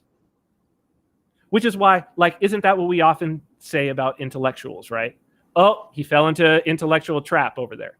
He's down the rabbit hole he goes. Conspiracy theorists, right? This is what that video I was talking about, the consensus crisis. I talk about the Mandela effect, conspiracy theories, all of these. It's all related to this. It's a bug in the human brain. What we don't learn to do is we don't learn to judge and evaluate the framework that we're receiving, the description, based upon, well, what does this provide me in terms of my ability to act? Right? Yes. What does this provide me? Because if it's just a great description, it's a trap. Because what happens to very smart people, right? What happens to people like yourself, who are the people who actually want to take action, is that it keeps expanding. And the action, how you are satisfied, it's like a video game. How you are satisfied in your action is to learn more about it. This is the action. Learn more about it. Talk more about it. Expand my understanding becomes your action. It's a positive feedback loop. It's a positive feedback loop. No, I am doing action. I'm researching. I'm dialoguing. I'm talking about it. I'm doing all of these things, and it feels like action because you're doing something. But it's like, oh, what I'm doing is I'm noodling a description of something that is already going to be incomplete no matter how much I add to it. It's incomplete by nature. This is why you want reality? Here's the Nicene Creed. That's it. I say it every day, twice a day. I believe in one God, the Father Almighty, maker of heaven and earth and all things visible and invisible. And in one Lord Jesus Christ, the Son of God, the only begotten of the Father before all ages. Like true God of true God, begotten not made, one essence with the Father, by whom all things were made. Who for us men and for our salvation came down from the heavens and was incarnate of the Holy Spirit and the Virgin Mary and became man. and who was crucified for us also under Pontius Pilate, and suffered and was buried. And on the third day he rose again according to the scriptures, and ascended into heaven, and sits at the right hand of the Father. And he shall come again with living in the dead, whose kingdom shall have no end. And in the Holy Spirit, the Lord, the giver of life, who proceeds from the Father, who with the Father and the Son together is worshipped and glorified, who spake by the prophets, in one holy Catholic and apostolic church. I confess one baptism for the remission of sins. I look for the resurrection of the dead and the life of the age to come. Amen. That's it. That's reality. That's reality. There's no expansion from that. You can dig into it, which we do. That was my catechism. Father Turbo just went through line by line, and we dug in. And that's what we're doing on our show, The Royal Path. We're going through. And we could spend 2 hours on not even a full sentence. Easy. And what does that tell you? The description will never be complete. But you got to stop somewhere and take action. You got to stop somewhere and fulfill the covenant. There's a point where you just got to say, okay, that's the contract. That's it, man. The description, it's like to understand like what you believe, say what you believe, encapsulate it. I believe this. Now act. The creed doesn't change. My actions vis-a-vis the creed have not, like how I pray, what I receive, all of these things. Learning more about it doesn't change the fundamentals of what comes through. It provides a richness, right? It gets more rich, you know, just in the same way as like, let's go like Jason Stapleton, like Force Recon. Anybody who's great at anything, you know, let's say an athlete, you know, of course, a professional player is so much better. Actually, that's not true. Most professional players are not as dominant in the pros as they were their entire lives in sport. Right? Like if you're a pro basketball player, when you were in high school, oh, you were so dominant. Any pro basketball player, if you sit the bench, you were all state. You were the best player in 5 counties if you sit the bench for the Lakers. Okay, you were the best player in your university, all of that. Right? So, but it's like, but what happens when you become a pro? Well, the richness of what you're doing. You're not significantly better at shoot. You were great when you got there. You knew how to shoot free throws. You shot thousands of them.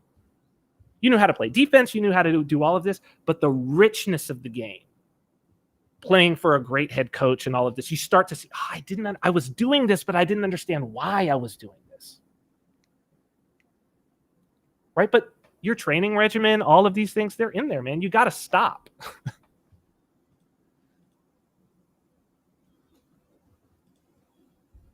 That's it. We've been going a long time. Yeah. I'm sorry. I'm wound up. I'm wound up. No, I'm sitting here just I'm getting self-conscious about my body language because I don't want to make it look like I'm not listening or like not processed. I'm sitting here just like gasping for air. I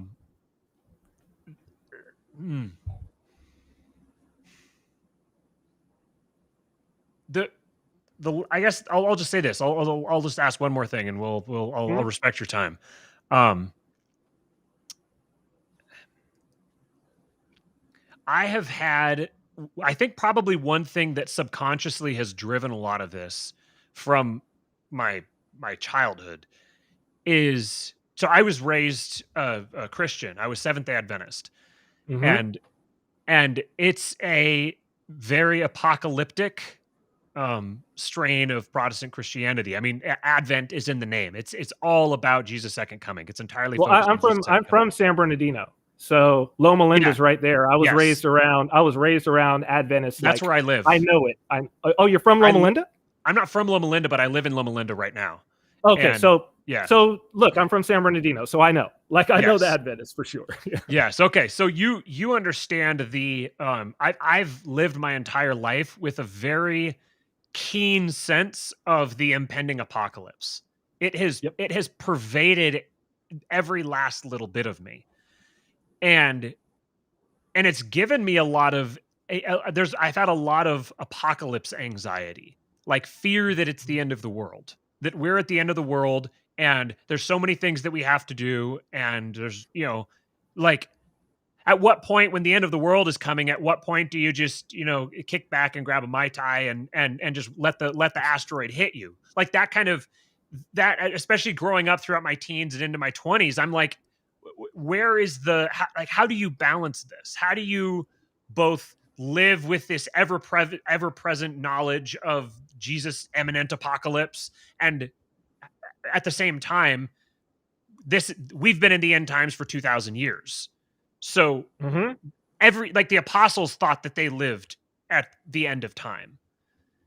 So, and as I've studied, as I've been digging into these things, and especially like Lord of Spirits is just, that was the thing that switched everything on for me. And I don't know if I told you this, but my dad and I both started studying into Orthodoxy completely independently without telling each other about it for a month or two. And we both were listening to Lord of Spirit, it wasn't Lord of Spirits. It was something else that we were both listening to at the same time. And That's we were like, how wait, you know you're listening that's to how that? you know you're dealing with the true Church of Christ. There you go. Yes. There's another one. That's Yes. it right there. That's how you know. Yes. That's how you know.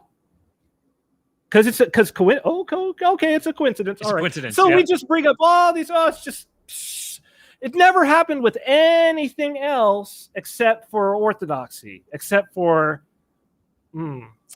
and that's why I believe in one holy Catholic, meaning universal, and apostolic church. One, because does it happen in the other ones? This is the question. Like, do these things keep occurring? And Father Turbo said something great in the last show that we had, where he said, what's so interesting about it is, all these things happen to non-Orthodox. What's some other religion, or even another piece of Christianity, where the blessings come even if you're not of that? But Orthodox are like, oh, of course, they come to everybody. It's Christ. I mean, he's not. He didn't heal just Christians. That's not even the gospel. It's specific about that. It's specific. Like, you study the saints, and it's like, I mean, even my patron, right, Cyprian of Antioch. It's like, he fought a demon off using the sign of the cross while he was still a pagan sorcerer. Like, the sign of the cross, he fought off a demon. I'm telling you, he's not baptized. He's fighting against the Christians. He's a pagan sorcerer. Okay? And he's being attacked by a demon that he had just summoned and that didn't do the job. And so he's chastising the demon, and the demon attacks him. And it's strangling him. And all he can think to do is to use the sign of the cross, and the demon runs. So it's like, no. This works for, it's not about you have to be Orthodox to get the blessing. That's not what the Orthodoxy is for. The Orthodoxy is to be part of the kingdom. You don't have to be part of the kingdom for a king to bestow a blessing on you. If he runs across you, and you do something, and you don't know he's the king, and you're in another kingdom, or he's traveling through a kingdom, and he's the king, he could still do something for you. He could do something for you even if you're an enemy, even if you're of an enemy kingdom, right? Like, but what other church does that happen in? Like, you hear a lot of people who are like, oh yeah, it's like, me and my dad, we were both like looking at the Seventh-day Adventist stuff at the same time. Me and my dad, we were both looking at the Baptist stuff at the same time. No, I'm just sitting there, and then all of a sudden there's a Seventh-day Adventist. What are they? Pastors, ministers? Pastor, yeah. Pastor. It's not really. And then specific. there's a Seventh-day Adventist pastor who just shows up, and he's like, there's been no Adventists here or whatever. It's like,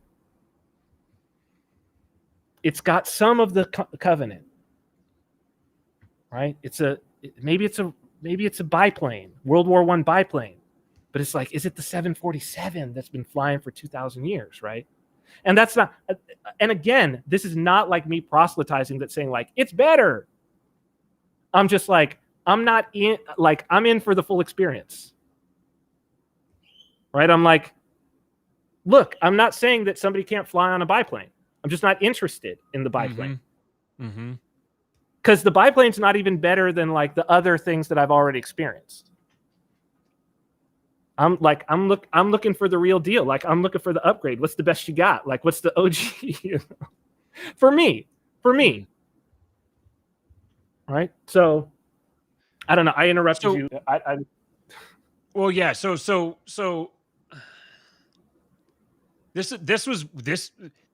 I grew up Christian and realized as I started encountering orthodoxy that I had no idea what, like, I had learned a very crude sketch of Christianity, like a very crude sketch that was passed through multiple different people drew the sketch, all trying to copy like a game of telephone in making a sketch. And it was just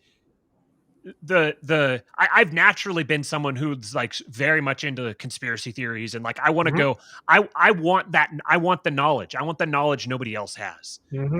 That's what motivates me. And so then seeing stories come together and seeing dots connect just makes my brain like just like go into paroxysms. Dude, me too.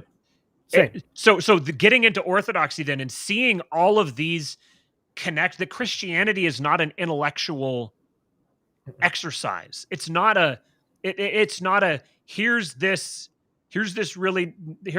nice simple little story that if you believe in it and you talk about believing in it and you act like you believe in it, then you are entering into a millennia's old tradition. This is a very real thing. Everything is real. It's all entirely. This feels silly to say, but it's like everything is entirely real. And before I thought it was true, but I didn't think of it as real. It was true to me, but it wasn't real. So I just needed to believe the truth. And it was like, okay, then what? The exact same thing that I encountered with libertarianism. Okay, right. I believed all the things now. You convinced me of all the things. Exactly. I read Mises. I read Human Action. I understand it. I see the vision. I get it. Okay, now what? Now what? Like, I'm still here. You know, Jesus didn't come. You know, I'm still here. I'm just hanging out. Like, what do I do now? What is the praxis? And so then encountering our daily bread. Give us this day our daily bread. That's what it means. What now? It's the answer to the question. It's right there in the covenant. Give us this day our daily bread. I did the thing. What now? Here's your bread. Eat it. It's like, that's it. But who gives it to you? Like your point about the telephone is very important. And it's also, I believe in one holy Catholic and apostolic church. It's the apostolic part. And it's like, what are the apostles doing? The misconception is that what the apostles are doing is what you said. They're playing a game of telephone. And so when we talk about apostolic succession, that it's like, well, this guy wrote this, and then this guy read this, and then he wrote it, and then this guy read this, and then he wrote it. Oh, that's not what's happening. And we know that's not what's happening because that's not what's even happening today. That's not what's happening on Mount Athos. The monks who are on Mount Athos are not sitting around studying the texts of the apostles. Many of them don't even know those texts. They're sitting around praying to receive revelation from the Holy Spirit. And then they reveal the revelation of the Holy Spirit. So the idea of the church, what the praxis of orthodoxy is it is not like St. Nikolai Velimirovich. You can go and read. He's like, yeah, you'll notice you don't find in a Serbian or a Russian household, you'll rarely find the Bible. He's like, because this is not a book religion. This is a mystery, a participatory divine mystery. That's what it is, because it's first person. The idea that what the Christ in Pentecost doesn't, he teaches them, but the most important thing that he does to the apostles is he blows the Holy Spirit into them. And then the idea is that through baptism, chrismation, ordination, through the Eucharist, through the mysteries, the Holy Spirit is being put into the people. Why? Because when they ask, now what, they don't go to the scripture. They don't go to a priest for the now what. They go to prayer. That's from where the now what, directly from the Holy Spirit. Go ahead. No, this is the thing that is the most difficult for Protestants to get. Yeah. Of what Christianity actually is. Yeah. And Catholics to get, what is Christianity? It is the practice of communicating directly with a spirit, the Holy Spirit. And that's the reason for the saints. That's the reason for. So what is a saint? A saint is someone who has tuned themselves and is receiving these things. So why are they intercessors? When I look at an icon, I'm tuning myself. When I venerate an icon, there is a pattern of an individual who has tuned themselves. How do you tune a piano? The tuning fork is the Saint of G. Bing! I hold it in my hand. Oh, that's a G. That's a G. Okay, G. Ding, ding, ding, ding. Tune. Ding, ding, ding, ding. Ding, ding, ding. That's how you tune. The saint is a fork of a manifestation of some aspect of Christ, of some aspect of God. Maybe it's about health. Maybe it's about parenthood. Maybe it's about this. Why the patron saint of X, the patron saint of Y. And so I'm this of this energy. I need to tune myself to get to Christ. And through Christ, because he is all of them. He's the symphony. Right? I'm going to tune myself in the note into the symphony so that he can drop the thing that's bigger than the symphony. The very concept of music itself can play itself out in me, and then I can learn the tune. That's what Christianity actually is. That's not belief, man. That's not the correct word. Oh, do you believe all this stuff to be true? What are you talking about? Do I believe I'm listening to music right now? Do I believe I'm hearing something right now? Or am I having an experience? And that's why, during my catechism at a certain point, I've told this story, there was an evangelical Protestant in there, and he finally got it. It finally clicked for him. And I remember Father Turbo was like, there was a few people doing catechism with me, and he was like, okay, I didn't want to say it, but it's a different religion, man. It's not a sect of Christianity, okay, as you understand Christianity. It's not a denomination. Mm-hmm.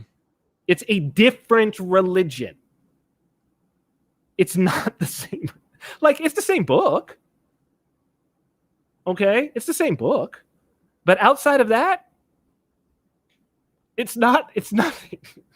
This isn't a perfect analogy. So analogies, you got to be careful with analogies, but this to conceptualize what you're saying is like when you talk about Star Wars, perhaps, or Marvel Cinematic Universe, you'll say it's the same story, but it's different universes. People have that. People can think of it that way.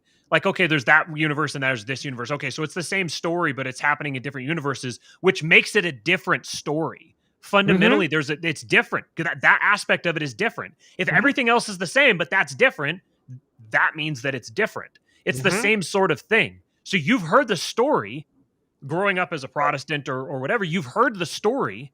in a different universe. But there's an actual universe that as Westerners, we're mostly cut off from, just for various reasons. But what's interesting to me is that the differences are not coincidence. Like, the fact that those differences are there are like, those differences were put there deliberately.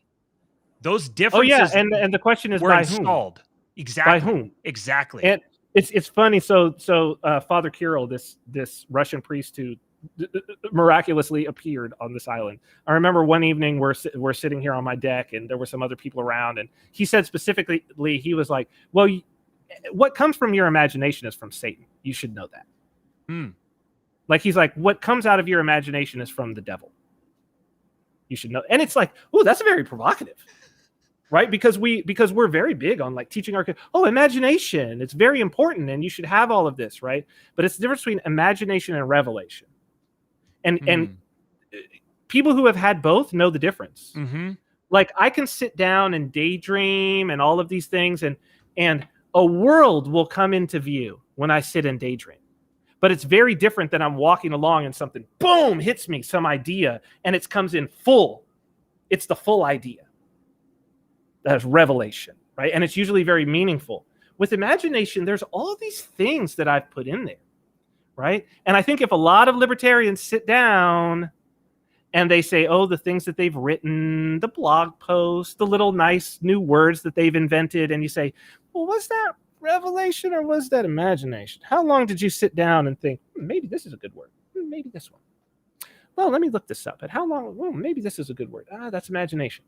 That's from the devil. And I'm going to tell you what, and I'm going to tell you directly to your point, right? Because I said this to Adam Patrick, right? And I think it's good. It came out of nowhere, and I think it's good. And it's like, so in the Orthodox Church, there's no instruments for the music, right? And actually, like, even in the Catholic Church, the organs and even in the Reformed Catholic Church, I think they, like, a lot of the early in the Reformation, they destroyed the organs to try to go back to a level of orthodoxy. And here's why I say that. It's like, so let's say you show up to your non-denominational evangelical church, and there's a rock band, right? There's drums, guitar, the whole nine.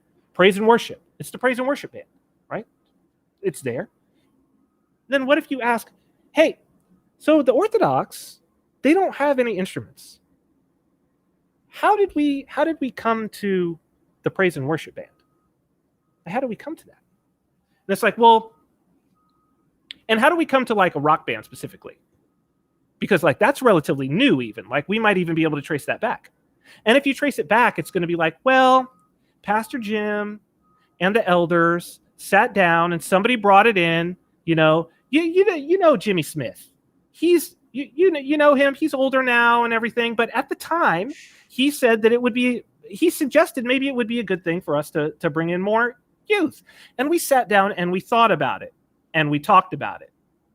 What you will not hear, and we decided it's probably a good idea and we should do it. What you will not hear is, Saint so-and-so had a revelation in 1873 after fasting for 10 days on a mountain and came down and said that he was told by the Holy Spirit that he had a vision of musicians playing in the church. That's the difference. And so then you're like, that's what he meant by whatever's from your imagination, that's from Satan. That's what he meant. He's being very provocative because it's like, you can't, anything that you add and change and do that is not from revelation, it has to be, because Satan's waiting. There he goes imagining. There he goes imagining. Here we go. Okay, feed the ego. This is this. Give him a good idea. And it's like, you go to somebody like Jack Parsons.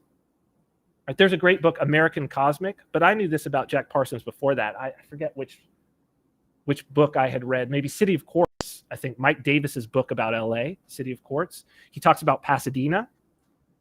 And Jack Parsons, who was one of the founders of Caltech. So you've got Caltech there, the university, and also JPL, He was the founder, Jack Parsons, the founder of the Jet Propulsion Laboratory, NASA Jet Propulsion Laboratory. Mm-hmm. He and L. Ron Hubbard were running around summoning demons. Jack Parsons, this is like known. He was like a Crowleyist, like Thelema, like it's well known. He blew himself up in some like alchemical thing and killed himself.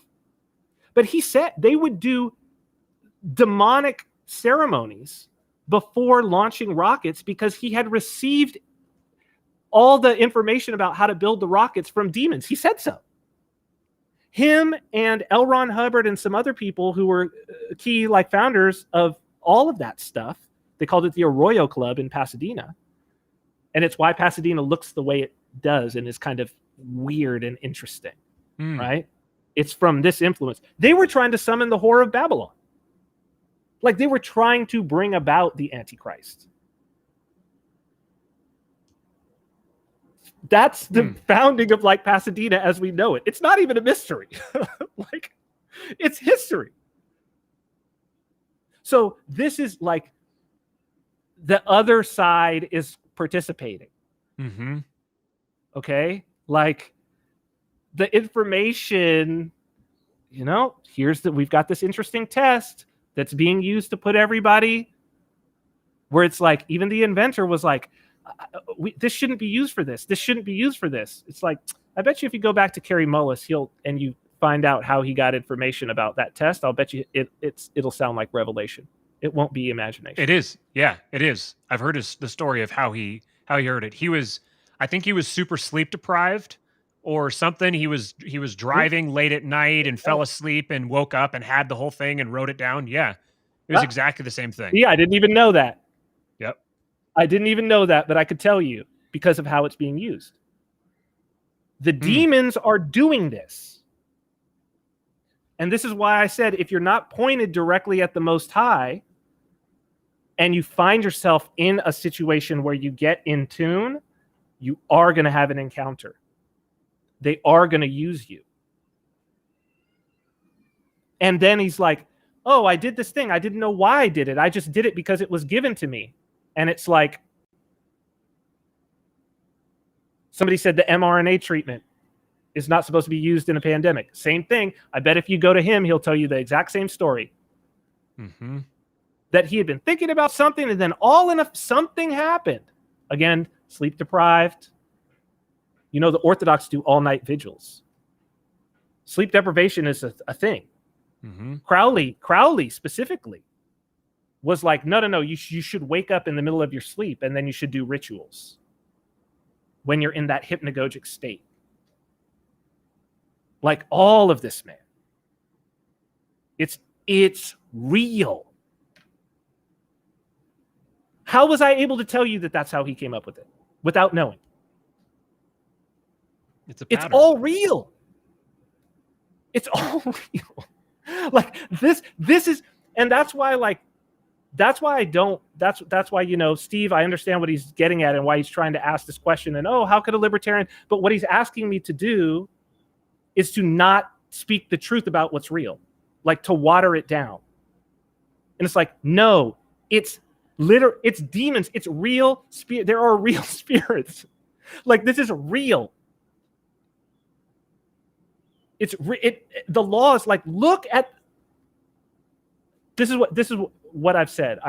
People may have saw me tweet this, that it's like, if you want to know if someone's mental framework is in line with reality, look at how good they are at predicting things.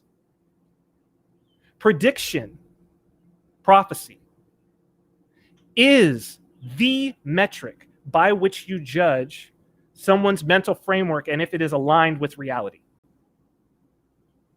And this doesn't even have to be on like a spiritual level. Look at somebody who's very good at sports betting, right? They can predict which team is going to win or which MMA fighter is going to win.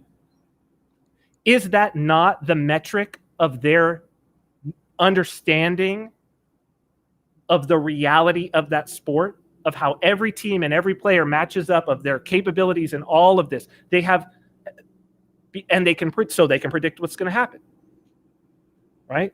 So it's like, if what I'm telling you is real wasn't real, how did I just predict without knowing that Kerry Mullis basically had the equivalent of a religious experience and got a revelation about the PCR test. How did I do that? Coincidence again? Okay. All right. I have no idea what's going on. None. My mental framework is jacked. And it's not, and again, it's not my mental framework. It's the Orthodox framework. Mm. Like, I've abandoned mine. What? Because it's inadequate. It's inadequate. Whatever I had was terrible compared to the Orthodox worldview. Horrible. It had no predictive value. It was nothing that I could act upon. And yeah, of course, that would logically be the case, because why would people be willing to die for this worldview for 2,000 years?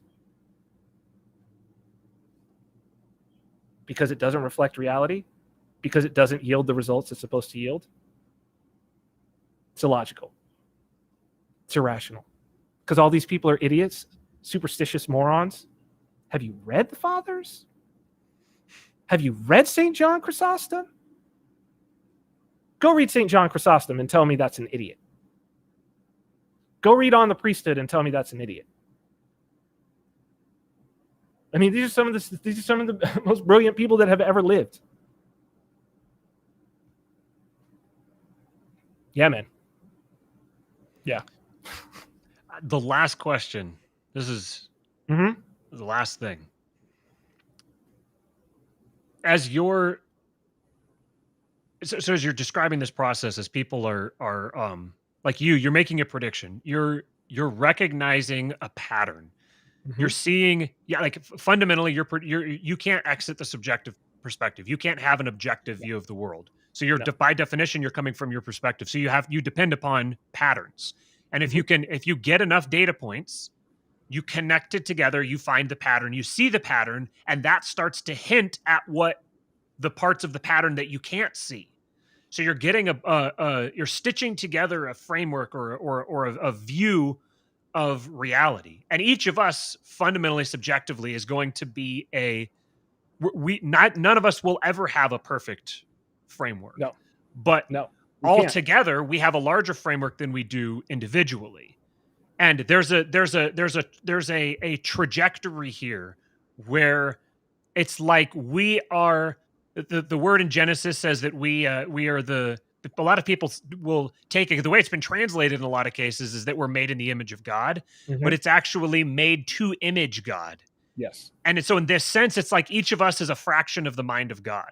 Yes. And that when you're thinking, when you're like trying to come up with something, like what are you doing? You're taking your feelers here and you're putting them out and saying something, come connect to me. Something come connect to what I'm come connect here.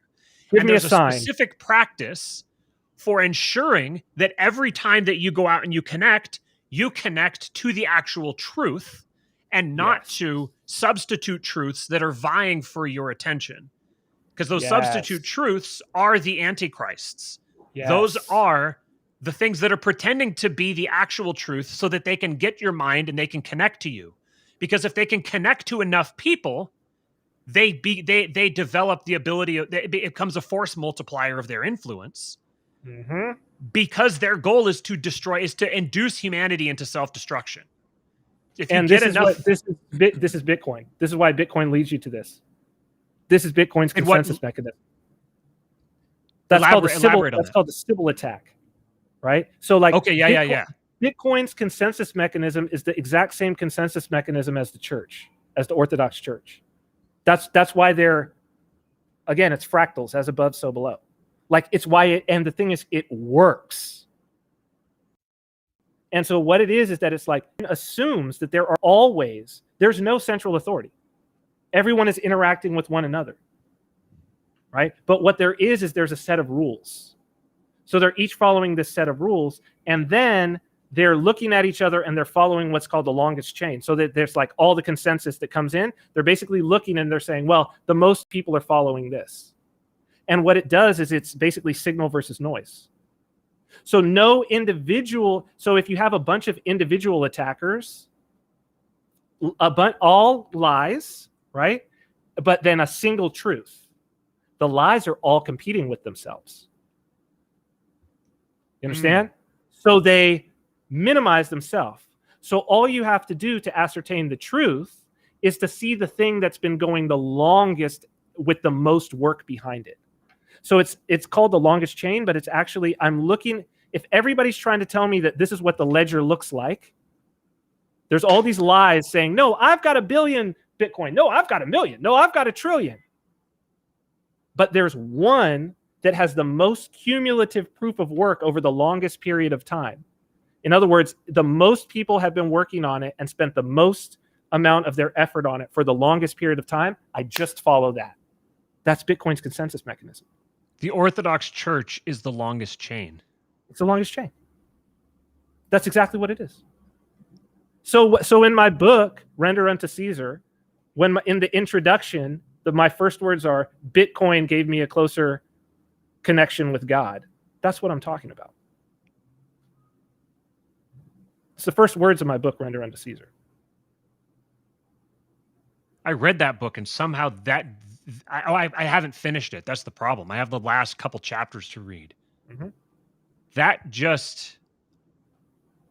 this is another, like, I've had these multiple different chains of thought running, and it's kind of like I have to put a pin in it, and I'm like, okay, I'll come back and think about that at some other point. I'm going to go down this other path here. And I have 1 million of these all going in my head at one time.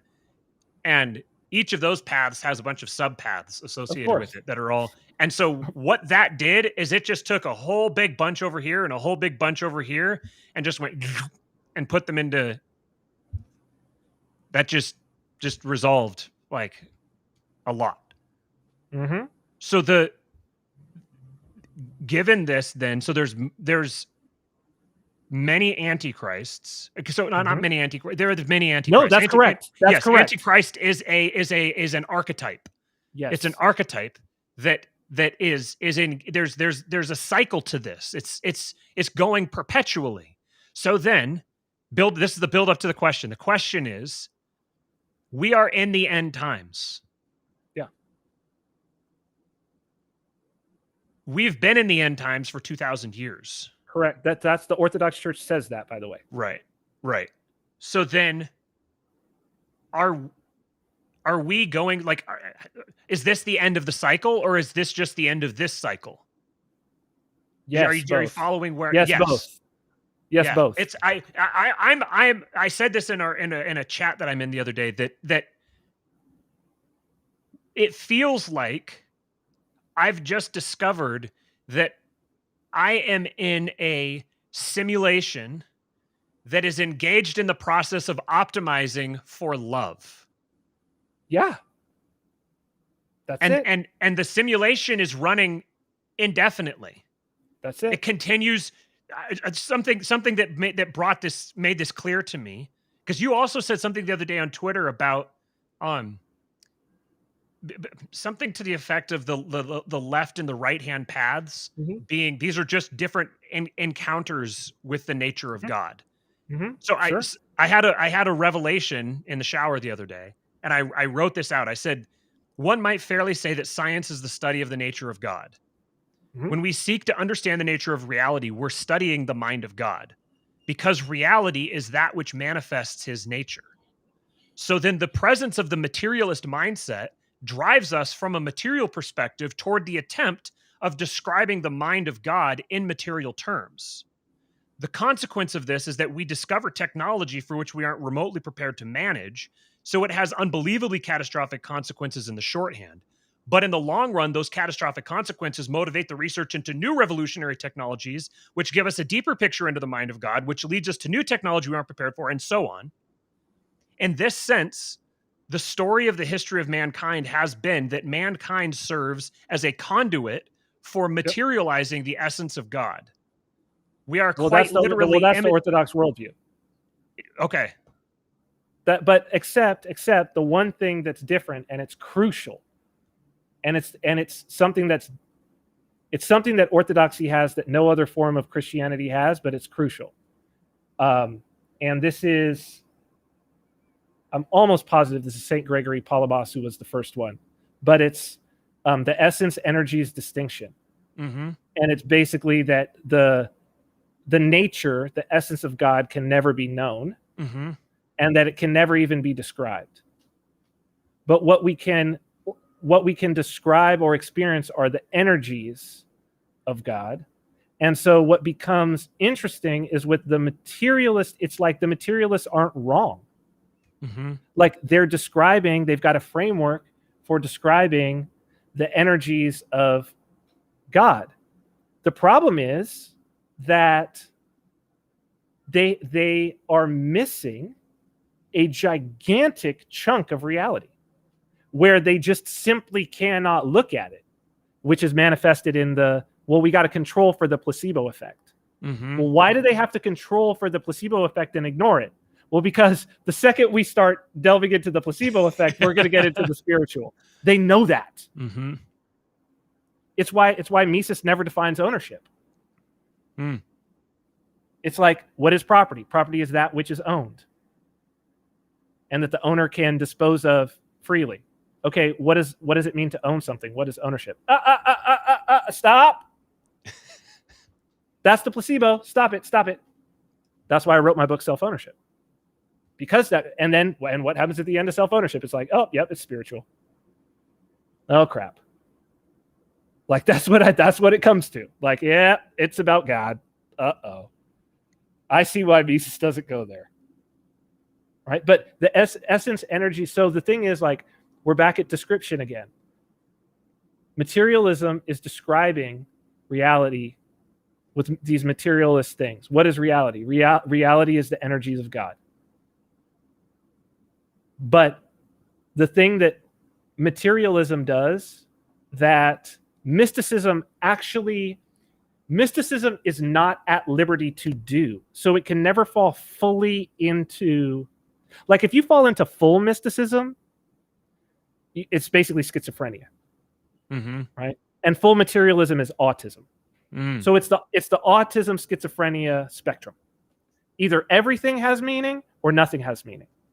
See, meaning is logos, is Christ. Like, this is why it's without Christ in the autism, in the materialists. Nothing has meaning, right? Isn't that what the materialists say? No, it doesn't. It just does it. It doesn't have meaning, right? And the schizophrenics, the materialist looks at them and they're like, no, but this is crazy. You think that this person on TV is, and then they're like, well, what are the chances? Have you ever met them? How could they really be talking about you? How big is this conspiracy that you think? Blah, blah, blah, blah, blah, blah, blah, right? So it's like they're denying the material. A schizophrenic is denying the material. The world is all meaning. The autist is denying meaning. The world is all material. Christianity is the royal path. That's what the royal path means. That it's like, yes, we live in a material world. Yes, we have to address the material. Yes, the material is incredibly important. And we should be looking, we can and appreciate and study God's creation in the material. But there's meaning. There's a spiritual world. There is look, it's right there in the Nicene Creed. I believe in one. This is why the creed is powerful. I believe in one God, the Father Almighty, maker of heaven and earth, and all things visible and invisible. Well, what's the invisible world? It's the world of meaning. It's the spiritual world. What's the number one? Yeah, we draw it, but the number one. 1 + 1 = 2. I mean, I'm saying it, but it's not material. It's an abstract concept. Well, that's part of creation too. And the materialist is like, oh yeah, well, no meaning, no any of that, and then they use math. Yeah. This was Gödel's incompleteness theorems that he used formal logic to disprove the positivists. That's it. So this is the. I mean, you're right. Right? You're right. But again, it's like it could be a trap, right? Because it's right. You're right, but how does being right help you? Well, so what I'm seeing with it, what I'm observing is the nature of that positive feedback loop. Yep. That there's this this is like an example of how they meant it for evil, but God has turned it into good. It's something like that, where the evil, what is evil about materialism ultimately becomes the mechanism whereby that evil is mitigated. Yep. And then we have a material experience of all of this happening, while we're also having a spiritual experience along with it that's explaining the material experience as we're experiencing it. And these are like these are self-reinforcing loops that once you talking about the mechanism by which Christ returns. Yes. Like, I've been thinking about that a lot as of late, and like, I'm going to tread very carefully here because I really don't want to say a heresy right now. Right? Like, so I'm going to tread very carefully, but I'm going to say this is something that has been given to me in prayer. Right? And it's like, so everything, it's conceptually big. Like, what does Christ's return mean?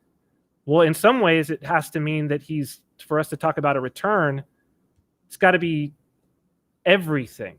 Like, it's got to be return in all of it's yes and. So it's also like Christ has left from out of the culture. And under what conditions does Christ return? That it's almost like we have to be deprived of him to such a degree that we experience what it is like to live in a world without him, such that enough of us would ask, how do I end this suffering? And that the answer that would come is him. And that's the means by which he returns, is that it's like, yes, the Antichrist, it's not that like the Antichrist coming is good news. Like, that's good news. This is something that I had never really gotten that, right? Like the millenarianism and that you're talking about, and it's what you're talking about. It's like, it never comes off as good news. Like, it's like you see people giving lip service to the good newsness, but you identify they're not really acting like this is good news. Because if this was really good news to them, they don't believe it's good news, but they're saying, oh no, it's good. We're going to be caught up. It's going to be wonderful. We're all going to be taken into heaven. But then it's like, yeah, but in your day-to-day life, you don't behave like this is good news. You behave like you're kind of hoping it doesn't happen. I can see that. And that's, I think, what gets a lot of people who are in the more millenarian, let's say, denominations. That's the thing. And I remember that myself from like my evangelical days, right? That it's like, hey, you're not really, that 30-year mortgage you got there doesn't really seem like you think this is the end of the that you're really excited about this. You're describing libertarians with respect to the state and Ancapistan. It's the exact same mechanism. It's the exact same mechanism. But action, if you act, we were talking about belief earlier. If you acting is a statement of belief. It is the only statement of belief. Yes. It is. I'm not going to judge anything you say. Anything that you don't believe, or anything that doesn't motivate you to act, is a thought. It's not a belief. It's not a belief. Yes. Your actions display your beliefs. Period. Like, I can only deduce your beliefs from your actions. Right? There's a great programming quote from Frederick Brooks, the Mythical Man Month, that is about this. He says, show me your flowcharts, in other words, how your architecture of your software, and I will continue to be mystified. Show me your tables, your database tables, and I will no longer need your flowcharts because I will be absolutely sure about how your program works. So it's like your flowcharts are your beliefs it's what you think the software is going to look like. Your database tables have actual data inserted into them, and they're structured in such a way that I can look at them, and from that, I could tell you what your software actually looks like. I don't need your flowcharts. Right? But if you show me your flowcharts, I'll still be mystified about what actions you're going to take to make them happen. So I just want to see the fruits. The database tables, which you shall know them by their fruits. It's all there. That's what it means. That's what it means. Like, it's all there. This is why, for me, this is why I said, like, I had a framework. I kept building. I would think about things. I threw it out because I couldn't find anything that wasn't in there, which you might expect after 2,000 years of brilliant people working on a project. Maybe they figured out some things about human nature. I don't know. 2,000 years of apostolic succession. Maybe you figure some things out. You know, it's the longest chain. Man, this has been a truly life-changing conversation for me, and apparently for at least one person in the chat. This has been fantastic. We need to do this again. Let's do it. I don't know if there is more though. You know what I mean? It's true. Yeah. I have some stuff that a couple things that I want to talk to you about or ask you or a couple of things I want to say to you and see how you respond to them. We'll say that.